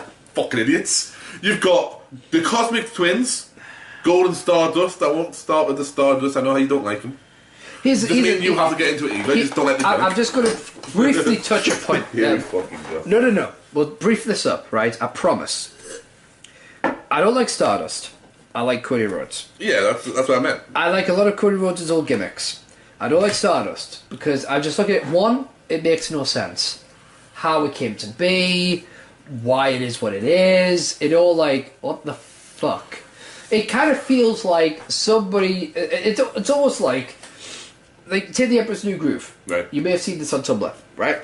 The Emperor's New Groove was started off as a movie concept called I think it was like Kings of the Sun. Right. It was meant to be a very, very serious, very scary film. A horror film. When the directors got hold of it, so the producers got hold of it, they changed it into a comedy, which they changed to The Emperor's New Groove. And the guys quit because of it, because it was that fucking... Works for me. It's like someone came to me and just said, yeah, this really great superstar whose brother is fucking out there and is, quite diametrically opposed, suddenly is going to be exactly like him but fucking weirder for no reason. I think they're trying to say that Cody snapped. But they didn't give that a great across. They just said that he suddenly had found the perfect partner for him, and that would be someone who was exactly like him. It's like one day there was this guy, and all of a sudden he was a demon killing people called Freddy Krueger. Whoa! Can we get to the bit where that happened? So you're gonna forget the fact that he was a paedophile and he was like kind of burnt. You forget you forget what created the monster. You're like, oh, there's this guy, right? And he was a guy, and all of a sudden he's a dead man. That controls your soul. Whoa. How did we get? It's these things. You have to have a transition point. And not only that, it's kind of like, of all people know him being a comic book fan. There has to be an origin story. Yeah, and and the fact is, when it comes to Goldust, I completely understand completely. Well, he never had an origin story, but Goldust, I understand. Okay, that's a defined character. They did it a little bit in the Attitude Era. They discussed it when he was doing the whole preacher gimmick. But put Stardust there. I'm just like, even that. I'm sorry, I don't get what. Yeah, it's one of those things. It's gonna break your mind, isn't it, boss? I honestly think it's just very badly executed, very badly. But you got to remember, as a writer, of about as much fucking success as the Ernie Wise character, i.e., none. For people who don't know who Mocha Wise are, basically, I'm not about to explain Mocha Wise. Basically, it's just I tend to overthink things anyway. By tend, I mean always. Yeah. So that's why I'm here. But the thing is, when you find a character that I love, that's it. I'm so for life. But you got the star. You got Cosmic Twins. You've got the Usos. Woo! Sorry. And then I'm sitting there going, who else you got? You got El Matadors. You got Los Matadores. You got Slater Gator, which is a stupid tag team. I like the two together, but I'm sorry, it just doesn't. Especially when you got Titus, as you said last week, and you got Titus on NXT being this dominating monster, and then losing to a fucking Matador and Bull and Bunnies. And then you're gonna and then it looks of it, Bunny and Adam Rose are gonna be a team. But that's what that's 4 definite teams, 1 maybe team there. And it looks as if you've split the Wyatts up. Yeah. And how fucking I'm loving the new videos. Yeah. Loving the fact that I'm waiting and desperately want to know what it is. Yeah. Because it's coming, and I want to know. And if Bray Wyatt says it's coming, it better be the resurrection of the Undertaker. Well, that's the thing, because on the last video when you saw the smoke, the conspiracy theories are down on the internet. Oh, he's saying that the Undertaker's coming, he's got control of the Undertaker. I'm like... Bitch, please, the Undertaker was just at the University of Texas, in Houston, Texas. The only reason we know that is because of Rooster Teeth. Watching the Texans face Oklahoma. By the way, Boomer Sooner. Not saying. Not a hook'em hole. I ain't a hook'em guy. Yeah. But the whole promo is amazing. Like, what's coming? Great. What is coming? What, it is. But getting back to the tag teams. Yeah. You need to build tag teams. Yeah. You got rid of the Wyatts. Yeah. Alright, Ryback had to leave. He was injured. Because of his constantly played by injuries. Yeah. But where's Axel gone? Yeah. Axel could easily fit into any tag team. Yeah. Rebuild him in NXT if you've got to. But bring a tag... fuck it. There's a guy who does a TEW. We've talked about it many times on the show now, so if you know it, you know it. But if you don't, it's a online booking. It's a booking game you download and you can run a company, whatever else. I do that because of the Stan Lee rule. That's it. It might be someone's first episode. If it is, there you go. Yeah. If not, send us a question on TotalMarkOut.com/ask and I'll explain it to you there. Yeah. And by the way, you know when you're giving the link out for like suggestions, I think it's actually /submit, not suggestions. yeah, well, I don't. You give the links. I don't. Whatever. Well, you've been doing for the past 2 episodes. I'm just saying. You plug shit anyway. I plug shit. Yes, I do. So you've got that going, and Yeah. he does a really cool thing. He actually put the team of Perfectly Weird, Johnny Curtis and Curtis Axel, Of together, course, yeah. and they were a great tag team before that. Before he started doing the Fandango gimmick, Yeah. you could easily Fandango returned this week in Mexico to some shows. I don't know if he's been doing any beforehand, the house shows and that, or events as they call them now, but. You could easily take him away from TV and to bring him back as Fandango, but they're saying that he's lost his dance or something like that, and Curtis Axel just tries to bring him out with his shell again. Something could work there. It's another tag team. You could bring tag teams up. Yeah. You've got Ascension is ready to be brought up as a tag team. Yeah. Right? The Lucha Dragons, the current NXT tag team champions, easily can be brought up because you haven't got a Rey Mysterio, you haven't got Alberto Del Rio, and it's quite obvious you're losing your Latin audience if you haven't got someone for them to cheer for. Or for someone to recognise on TV as someone of their own heritage. It's the only reason Great Khali's been kept around for so long, and it's weird to me that they got rid of Jinder Mahal. Here's an idea. You've also got 3 lads who are awesome talent. You got a big, strong Big E. Yeah, exactly. You've got the smart, athletic friends. Yeah. Bring Big E, Kofi, and Xavier Woods, who are fucking amazing, to TV. Yeah. And let them do what they were doing. Bring it up, bring them in, bring them fast. Let them get some wins, let them get rolling and see what they can do. Honest to God, even if you wanted to, throw in a couple of young guys with them as well. Or a veteran with them, something like that. And see if they can develop a stable, a faction. Yeah. You could develop a lot of things, but the problem is right now, we're in that stage of the year where it's fucking budget restrictions because you're coming to the end of the year and you've got the Royal Rumble and WrestleMania coming up. Yeah. You're waiting for your payoffs to come from SummerSlam. A lot of the time, Survivor Series is a sucky fucking pay-per-view because everybody's kind of lackadaisical. Because where are you in the world in the wrestling year? Slap dab in the fucking middle of it. Yeah. You're too far away from SummerSlam. You're too fucking far away from WrestleMania to focus. Yeah. Royal Rumble. There's a reason that in January there's usually a reason TLC starts to spike things up. It's the last pay-per-view of the year, and you know for a fact you do a good showing on TLC. If it's a fucking hot place like Brooklyn, look at Dolph Ziggler, what happened to him after that with his Cena match. And his whole AJ Lee fucking thing after that. It sparked him away.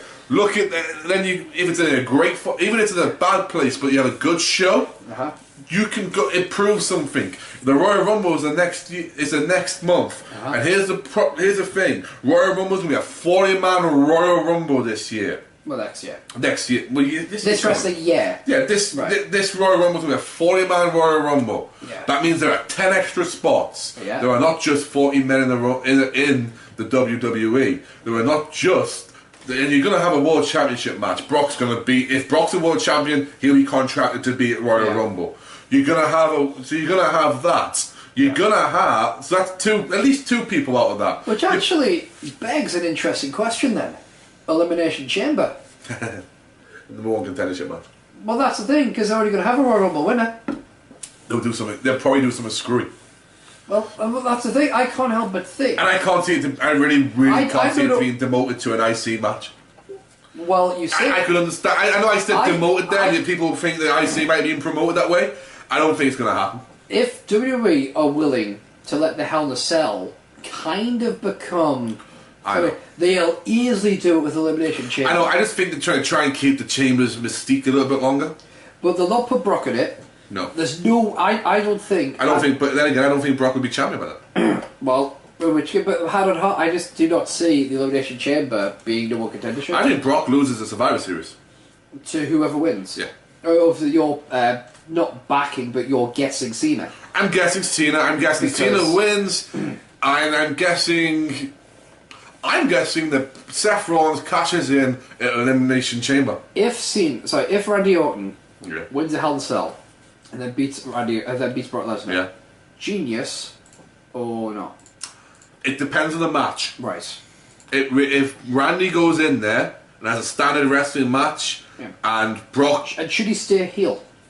I'm always for heel Randy. Yeah. I think face Randy's too forced. Yes. I think he just isn't a nice guy.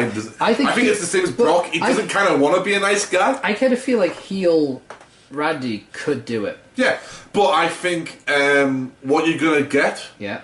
I think Brock starts dominating the match. Yeah. Beats the fuck out of Randy. Yeah. Hits him goes to hit him for F5, he gets RKO'd. Yeah. 1, 2, kicks out. Randy's nervous.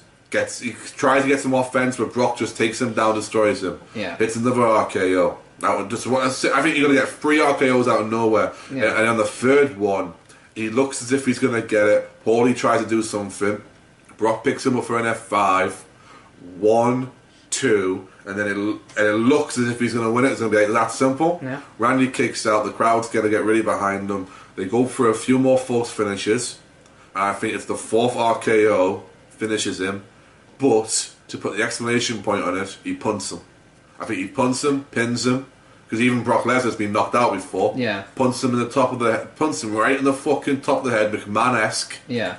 1, 2, 3, and as he's celebrating, they tease the Seth. Yeah. Tease the Seth. He comes out what he does is he actually comes out and he raises Randy's hand and he pats him on the back, gives him the whole shebang, and then when he starts waving when Randy's back turns, and when he's waving, everybody thinks this is the referee. He's waving for the referee. That's when the authority comes out. The rest of the authority come out. They all celebrate the big gang because Randy's on top of the world again. Yeah. I think Seth doesn't cash into Elimination Chamber and guarantees his spot at WrestleMania. I think they build this whole thing up into Elimination Chamber. Whoever wins the chamber is going to be fucking distraught. Look at Cena in the first ever cash in, right? Seth comes out, hits him, cashes it in, hits him again with a blackout. Yeah. Whoever it is, Yeah. I would say it'd make more sense for Orton. Yeah. But I think it's going to be really hard to sell Orton as a 4-month champion if you're not going to get at least one Brock match out of it. Could you possibly see a WrestleMania fatal 4-way of Cena, Orton, Seth, and Dean? Yes, I could possibly see that, but I think it's going to be really hard to sell that. I would give you the Shield triple threat at WrestleMania. Oh, Dean, Roman. Roman wins the chain. Roman wins the Rumble because it'll be a surprise. I believe it'll be a surprise entry and wins it. Yeah. Dean. If it is a more contender chamber. Yeah, I think Dean. No, I think it'll be the championship at WrestleMania, at the chamber. But I think what it'll be, I think if Dean wins the chamber, and he's the champion, but Seth takes that away from him again, takes something away from him again. It could be, and then it leads to the triple threat at. But I also think they're really nervous about having having similar main events at WrestleMania.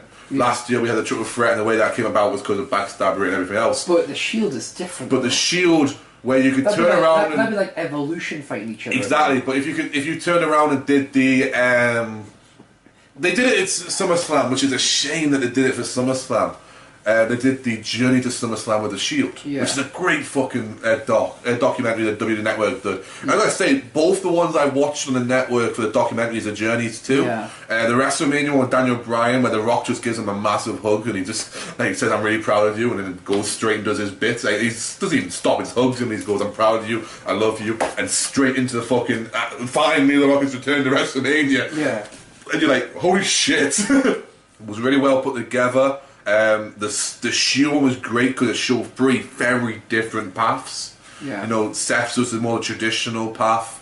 Roman's was the more talent was just there, and they just plucked him when he couldn't make it in the NFL. He decided not to do it. He had a wife, he had a kid, and he wanted to make that like his goal and everything else. And then Dean's was just, listen, I know I can wrestle, but this is fun. This psychotic part of the world of wrestling is fun, so I want to do this for a while. And like he's just out there, he's eccentric, and they're still playing on all those things. It was really good. I would have suggested doing that at WrestleMania, and you could have shown. Listen, time last year, we were on top of the world. We destroyed 3 legends in a space of 5 minutes, and now we're here. I mean, a year in wrestling is a long time. Yeah. And of course, you've always got the dark horse possibility of Roman Reigns versus Brock Lesnar. That is a one that I wouldn't want to watch. Two similar style. You think Goldberg and Brock? I just don't think it'd be a good match. It's not the similar styles. It's nothing. I just don't think. Do you think it's a good match? Do you think sometimes Beast versus Beast can be like not quite as big a sell as it should be? It would be a great sell. Yeah, but because Paulie would do it. Yeah.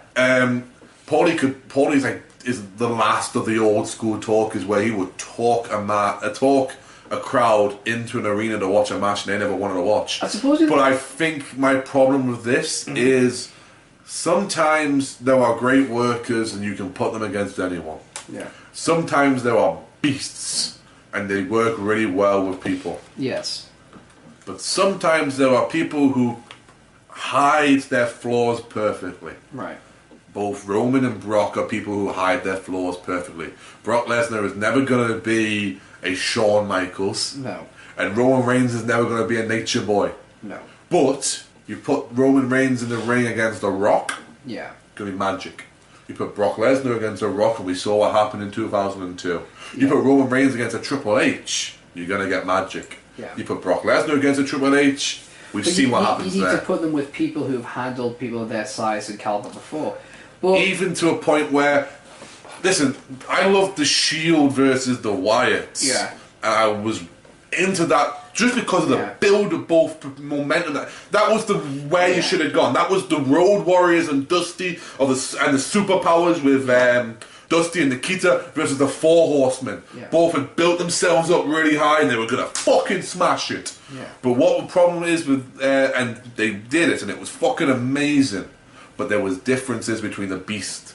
The two beasts were real different. You had Wyatt, who's such a fucking out there character but can wrestle, and Wyatt versus Cena, I wasn't sure how it was going to go, but I was into it. Yeah. But when people sit there and go, I want to see Roman Reigns versus Brock Lesnar, I go, that's going to be 20 minutes of fucking nothing. Yeah. That is going to be 20. That's going to be the obvious one that comes to mind straight away is Goldberg Brock. But even then, I remember going into that and going, this is going to be a fucking fight. Yeah. And it wasn't. No. It was, I'm not going to go down for that move, I'm not going to go down for this move. It was, they both said beforehand they weren't going to do certain moves on each other, and it just was shit. Yeah, which is just like, you're both supposed to be professionals. And it was like, I don't want to watch this. Yeah. So I have the same feeling with that one. I mean, I would love to see the Shield triple threat, and I think the Shield triple threat is the one I would go with. But I would also, I think you could get a really good WrestleMania match out of Roman and Cena. Could do. And I would also, but I would like to see being a mark and a fan, I'd love to see Cesaro versus Seth at WrestleMania. Well, I was going to ask you a question there about the WWE title picture. Let's say Survivor Series, Brock Lesnar loses it. Yes. He's got no ring match clause. Yes. And that would take place at, is it... TLC would be this one, yeah. Who is... Are we talking a Seth, Cena, Brock situation here? No. We're talking a Randy, Brock, Cena situation. That's personally what I believe. And I believe Seth is in there in the background still. I think at Royal Rumble... Well, actually, I think if he did it the way I did it at Survivor Series, you would be starting to make people remember... Wait a minute, didn't he just kick him in the head a couple of weeks ago? Yeah. You know, if you keep kind of doing the thing... And Randy's already not trusting him when he goes... Yeah. It was all... You know, when Triple H mentioned that this #1 contendership match at Hell in a Cell was, you know... It was all Seth's idea. And that was when Randy went, what? What's he planning? Yeah, exactly. So you can understand it. I would keep that seed in people's mind. And every now and again, just water it a little bit. Show a bit of tension. You could do this a slow burn, but you've got to have patience. And the problem with WWE at the minute is they want things right now. They want the ratings. They want the money. You know how you build ratings? You build stories. You know how you build stories? You build talent. You know how you build talent? You give them a fucking time to show. I mean, I would... If it came down to it, Seth has held the WWE title, And he says, well, even if it was as soon as this year. Okay. And he says, the thing is, Randy, we already knew that Cena wasn't going to be good enough to beat Brock. Because no matter what he did, he was even at, was it SummerSlam? Yes. Even then, when they were fucking raped. Yeah. Oh, so there's a pay-per-view afterwards then. Night of Champions. Yeah. Even then, I came out because I thought Cena couldn't get it done or whatever. He sells it however it was. But I knew you could do it. And you did. That's why I picked you. It had nothing to do with respect. It had all to do with how good I know you are. But for however good you are, I'm just that much better, whatever. Because it's not about being the best, it's about being the smartest. Yeah. I do like that being, if that is Seth's new thing, it's not about being the craziest or the best, or it's about being the smartest. I like that tag. It's about being the smartest. I would understand that. And it works well with the whole Triple H being his mentor. But that idea would also work beautifully for Elimination Chamber. Yeah. Where because he says, I've just guaranteed myself a spot at WrestleMania. Because I'm the smartest. And because I'm the champion. And you can't have a WrestleMania without a champion. Yeah. But yeah, I mean, that's what I would like. That's what I think. I mean, I'd love to see Cesaro versus giving like a WrestleMania spot, given a WrestleMania time. Like, you know, because WrestleMania matches get a little bit extra. For some reason, I could see Cesaro doing the Big Show spot at WrestleMania because that is a pretty big spot to have. Yeah. At the same time, Antonio Cesaro is capable of having. If he hadn't been undefeated, I want to bring up something real quickly with Big Show. But I apologise, my chair is fucked beyond belief. Hence why you got this creaking and cracking. Rusev this week was embarrassed, and then went a little bit over the line. Well, he was good. Because he brought the Russian flag down. But he tried to, but didn't come out. It turned out it was all glory. All glory came down, and JBL marked out. Thanks to Big Show shenanigans. Yeah, Big Show did the old, oops, did I do that face? So Rusev was going to pull down all glory when a member of the United States military tried to get to the ring, was held back by security, and one of the most beautiful kicks ever. Rusev kicks him in the back of the head. And knocks a cut out. It was like, shit! And he may have written his own death warrant, because Big Show's pissed. Oh my god. I've seen Big Show act angry before. That was well done. Yeah, that was... Oh, Big Show was pissed. Now, we've got Hell in a Cell coming up, and we got Rusev finally goes one-on-one again with Big Show. That's how you do it. Does Big Show win? And if so, how do you make it to WrestleMania and with Rusev still being deemed as some sort of a threat? Okay. If you're asking me, should Big Show win? Yes. Not because he's undisputed. As a story progression, I would say Big Show's the guy. Because right now, the only way... Well, you know the next step after Big Show is John Cena. You know... The humongous spot. You know. The humongous spot. Let's say that Cena's caught up in the title picture. Yeah. Or whatever, right? She is. Both. Let's say you want... So I'm just so my watcher. But say you want to sort Very out... rude. I thought I was saying it was 6 o'clock in the morning because 24 hours been turned off. My apologies. But anyway, let's say you want to book it so that Big Show wins, but you want Rusev to be a threat. Yeah. Well, here's the thing. You look at Brock Lesnar, right? Right. He's a happy man. And here's the thing. He hates people. Yes. So when he hurts him, he's happy. Yeah. When he loses... He's pissed. Mm-hmm. Next night on Raw, he comes out and attacks. Rusev... here's the thing. You don't see Rusev the next night. You see Lana, but you don't see Rusev. That's good. I like that. And it was like, so whereas Rusev, and Lana just looks distressed. Just like, you don't want to know. You do not want to know what Rusev is doing right now. What would be better, if I may, if Lana doesn't know? Rusev's disappeared. She has no control of where his whereabouts are. I would have that maybe the second week. Okay. The only reason being, I think you need to establish, because if Lana doesn't know, I think what you need is to kind of tease that there's a problem before you have the problem. So you have like, so where's Rusev just like, look, Rusev's not here, don't ask me about Rusev. And then the next week it's like, so where's Rusev? It's like, I don't fucking know. Yeah. I don't know where Rusev is. And you just build him to the point where he comes out and he just, like Brock did with 3MB. Yeah. And he just killed 3MB. Have something similar happen. Yeah, you just like, you keep talking of... What's happening on your computer? My computer's just doing weird shit, but you talk about Rusev.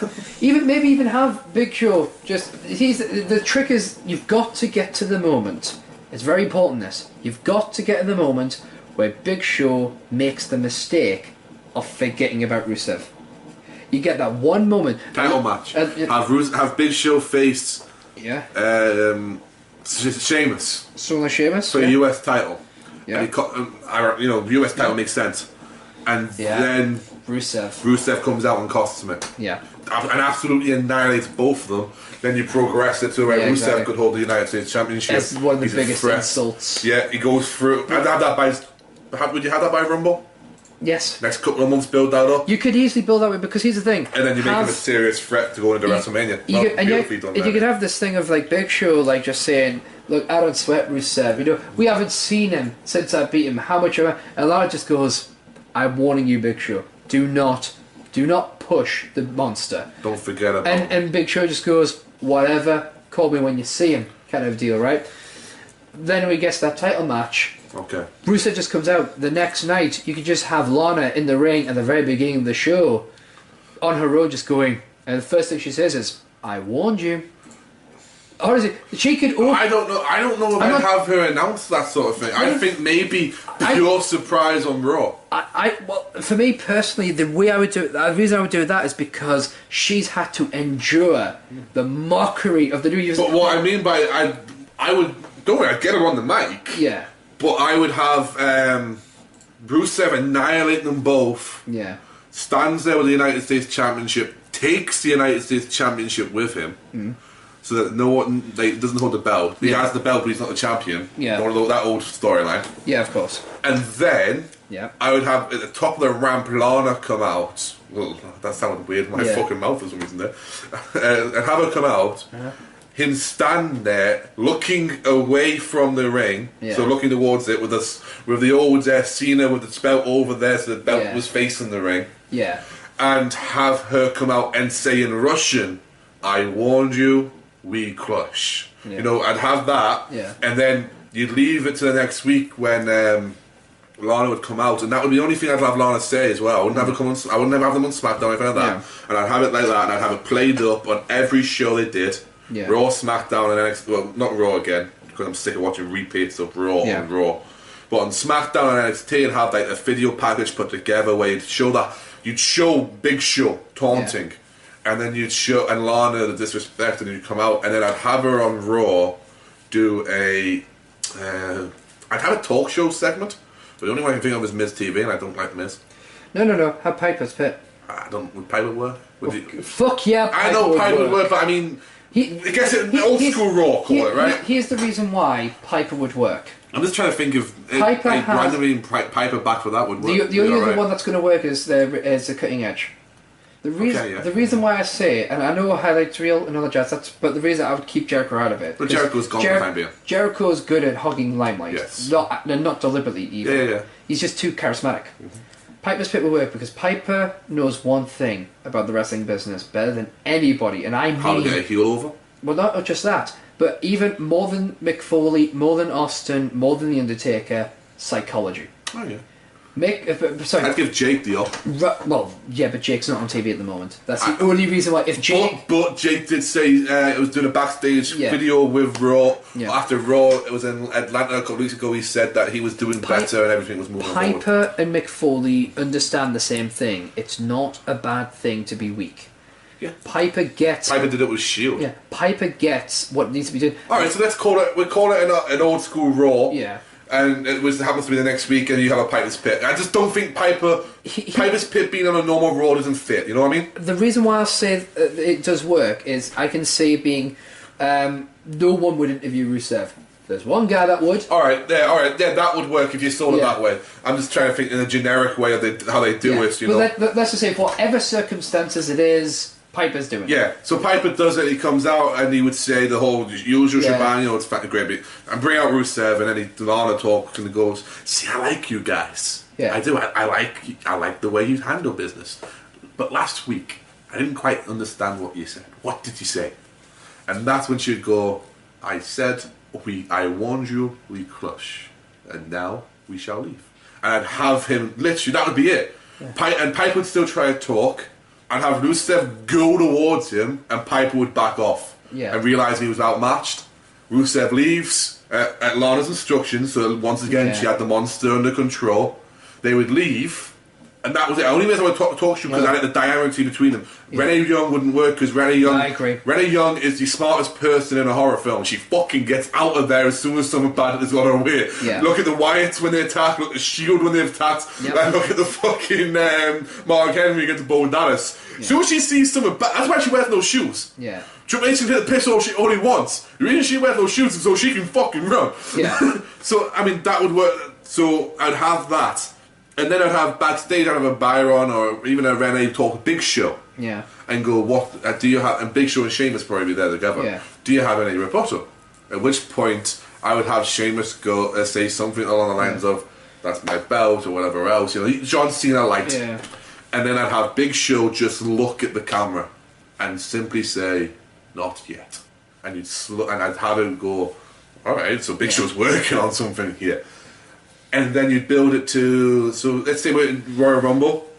I'd have a triple threat for the United States Championship. Yeah. I'd have Big Show be taken out by Rusev early in the match. Yeah. Rusev puts the accolade on Sheamus. Sheamus taps out. Yeah. You go to Elimination Chamber with Big Show with Sheamus, Sheamus and Rusev. Big Show will be taken out on a Raw or a Raw. Yeah. And that would be the end of them. They'd go their separate way. That Sheamus versus Rusev, and then I'd have Rusev versus Cesaro, maybe, if I'm not having Cesaro in the main event picture, or the Big Show spot.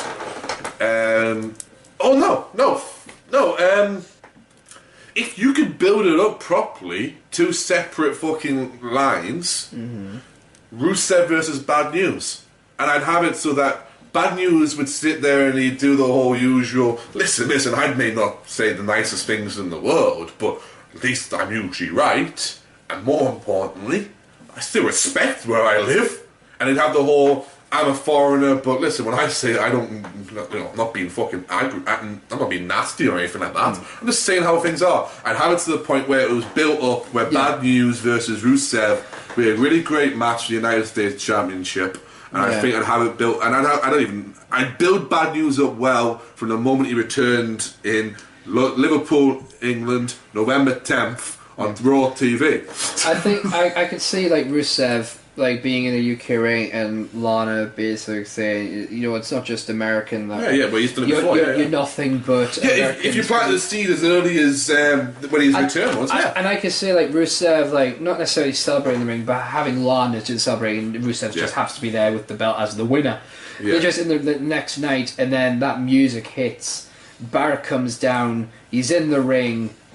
You know, even if he's not ready to return, you could do it to the old RVD where I'm not going to take this anymore. I'm not going to hear if he attacks me. It puts him off for long. I see just one line. And it's obvious. I just see Bray Barrett going, "Congratulations, Rusev, but I'm afraid I've got some bad news." Bang! Knocks him out with a bullhammer. Rusev's just down. And Lana's like.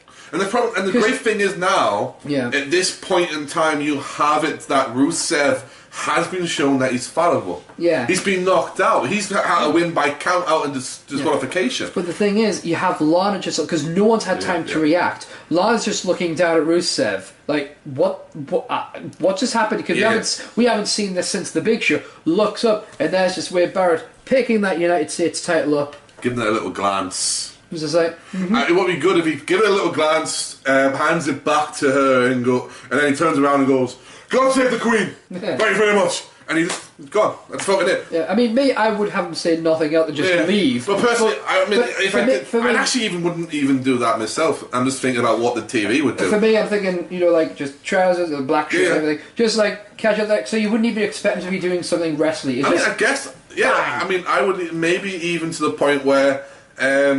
I would maybe go an opposite way of that. I would have him go for it, but he's still a little bit ring rusty. Yeah. And I'd have him duck If Rusev duck, hit him with that kick to the arm. Yes. Set him out for and have it so that they've sold it so that he's being and put the accolade on because the accolade's on a wrench on that arm. Yeah. He'd be healthy, but have him off TV for another month. Right. And then have it build slowly. Just remember, people would have, and then when he returns, people would be reminded. Remember, he was out longer because of Rusev. Yeah. But then you'd have him not even interact with the whole Rusev thing. You just have him built up facing Cesaro, facing Dolph. Like, build him up as a real strong contender or something, and then around about Elimination Royal Rumble. Right. Royal Rumble, you do a tease. Like they did Shawn and Taker. I think the problem with Rusev is you need to give someone with impact, because I think if it's gradual, it's kind of... I think people are going to be slightly like, Rusev's going or whatever. But if you have someone that's impactful, like someone like a Way Baron coming in and just going, bang, motherfucker, down and out, it's just like, Yeah, you're going, that guy could do it. Yeah, but like if you think about if he's shown himself strong, Barrett this is, right? Yeah. He's shown himself strong. Rusev's just come back with a brand new fight in him. Right. You can do that, and then you have Royal Rumble. Mm-hmm. Have them in the ring. Yeah. You have them go to square off, fight each other. Yeah. They'd be attacked from opposite ends that usually happens. Comes apart again. They come towards, and when Rusev, it looks like they cut out. Then there's out your corner, corner where they've all fought each other off. Rusev's turning around, like does the whole thing he does, the whole screaming to the crowd. He backs away, and as he backs away, he turns around, bang, bullhammer, throws him out the Royal Rumble. Barrett's then eliminated a couple of spots later on, Yeah. so everybody just thinks, oh, he's got yeah. revenge there. I'll be honest and with then you. I think he'd I'll be honest with you. That's the only thing I don't like about the Rumble. It's a very, very quick and dangerous way of trying to establish a story. Because I don't think it harms your storyline at all. But I've seen situations where they're trying to use the Royal Rumble to build a storyline that could happen at Mania. But once and then the guy goes home and never comes back again. Well, the guy gets thrown over the top rope and say, "Okay, those two are going to fight." But when the other guy gets thrown over, and you just kind of like have that, and you got that's kind of like, that's a bit weak. I understand that. Sometimes it feels like that. Sometimes he's done well. Sometimes the guy gets put through an announcer's table and never comes back and is dead. Yeah. But it sucks when that happens. But I would love to discuss more potential booking ideas for these random hypothetical situations. Well, why don't we do it over Pepsi and another episode of Total Markout next week? I think that would be a good idea, sir. Get hands on that. Huzzah! But for now, let's start plugging some shit. Plug that shit, boss! Well, you can follow us both on one of our favourite websites to be Tumblr. That's the only website I enjoy, apart from porn. SteveJones313.tumblr.com. Geek King, that is G33K King and SteveJones313.tumblr.com. I will put the pen down for your safety. Shit! In my throat! So just to repeat that is G33KKing.tumblr.com. If you want to know the kind of stuff that Geek posts, Geek, the kind of shit that you post, my friend. Comics, divas, and wrestling. The kind of stuff I post. Cosplay. Yeah, the stuff I post, random shit. Trust me, random stuff. Like my blog, right? And of course, you have our website, TotalMarkOut.com, which is a Tumblr-based site. You can ask us any question you like for #FanCorner in TotalMarkOut.com/ask. And of course, we always want your suggestions for this type of stuff that you like us to talk about. Scripts would be helpful. Where's your spinach? I'm trying to do the finish. So basically, and also, if you ever want recommendations for matches and promos or moments of the past to see, Geek King's your guy. And you get it.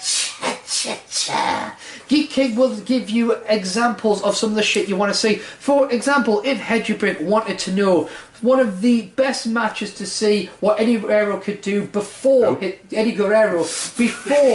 his glory days in the WWE, what matches could you check out? First match that comes to mind is Dean Malenko versus Eddie Guerrero, 2 out of 3 falls in ECW. Then you've got Eddie versus Ric Flair, Hog Wild, Eddie versus Chris Jericho, Fall Brawl. These are all WCW matches. And then even if you wanted to, in between the WWE and his WCW days, Eddie Guerrero versus a young CM Punk, Ring of Honor 2002. And if I were to say, Geek, what is the best example of a WCW pay-per-view that everything was just done right? Or almost everything. A lot of things were done right with this. I'm being a bit harsh there. I'm just trying to think. I'm a sucker for bad WCW. Yeah, right. And you know I am because I've put it on with you. Yeah. And that's the Lethal Lotteries. Yeah. They make so much sense, but they're terribly done. I mean, they're basically the Joker's Wild and TNA. Yeah. I mean, Eric Bischoff took some ideas with them. Yeah. But And some of the crew. Yeah. Well, Jerry took the crew. Yeah. Alright, I mean, the Fall Brawls, 96, Bash of the Beaches, War Game. Which is War Games, pretty much. Fall Brawl, they was pretty much sorted with that. Starcade, 97, Sting versus Hogan was a really great card, top to bottom. There was a few ones that come to mind, but it's obviously, for me, I was at a stage where I couldn't watch WCW pay-per-views at the time, of course. so I was watching WWE pay-per-views because I didn't have the access to them. But now, thanks to for $9.99, $9.99 a month. $9.99 per month. Yeah, which means, and for that you can watch Hell in a Cell this weekend. You can watch Survivor Series in November, TLC, the Royal Rumble, Elimination Chamber, and Wrestlemania, all for $9.99 a month with a 6-month Subscription. payment plan. All for $9.99 per month. Yeah, $9.99. You want me to take the plug out of the sink? No, we haven't finished. I'm sorry. All of the WWE Network for just $9.99. And you can watch all those. You can watch WCW pay-per-views, WWE pay-per-views, and WWE pay-per-views. Yeah, amazing. What you can do for just $9.99. $9.99. Do you know what you can do for absolutely free though? You can send those recommendations and questions to us at totalmarkout.com/ask. That's going to be all for this week. Thank you for tuning in on YouTube and for SoundCloud. We'll fix the iTunes at some point in life. Yeah, you got that whole little link where you can add it to your iTunes, but it's like that's having issues. Fucked. So SoundCloud and YouTube just for the moment. We will be on iTunes at some point. We'll be a real podcast soon. We will be. We won't just be a kayfabe. But for now, I want to shoot. Damn it! But for now, that's going to be all from the pedantic prick, the Prince of Professional, the boss, SteveJones313. Sometimes uploader. I I forgot about that one until you put it in the fucking opening credits. Yeah, and of course, the maniacal Mark, the patron saint of the Socioloco, the dictator of DC, the director of Dark Horse, the master of Marvel, a.k.a. the Geek King, ruler of Geekteros. Geekeros. I know, again, I'm not doing well with my voice today. With a T in Geekeros. I'm turning into Mike Knox. Oh shit. Better than Actually, to be fair, better than dust. I mean, to be fair, Mike Knox as Knox is currently like. Have you seen Rebel in TNA? No, I don't watch it. You need to watch Rebel. Well, we will talk about that ass. We will talk about this and more on next week's episode. We will finally get to the fictional hit to our favourite families in wrestling. It's gonna be like the fucking. It's gonna be like that guy with the glasses in the fucking website, isn't it? Yeah, and unfortunately, 5 years later, all I'm saying is, not gonna get to it. And also, unfortunately, Matt Damon couldn't make it on the show this week. We ran out of time, so. I have some bad news on that one, mate. I'm fucking Matt Damon. Well, it means I can sleep easy on my time. Just don't fuck Ben Affleck, alright? He's Batman. For those wondering, I am actually engaged. I will put this out there right now. I am in fact engaged. Me and Geek do not have a love nest. To Batman. It's more of a lust nest, if anything. To Batfleck. Batfleck. So that's going to be all from this week's episode of Total Markout with SteveJones313 and Geek King. Thank you for watching. Geek, how do we say goodbye on this show? Usually really easy with just 2 words. Yeah. Marks out.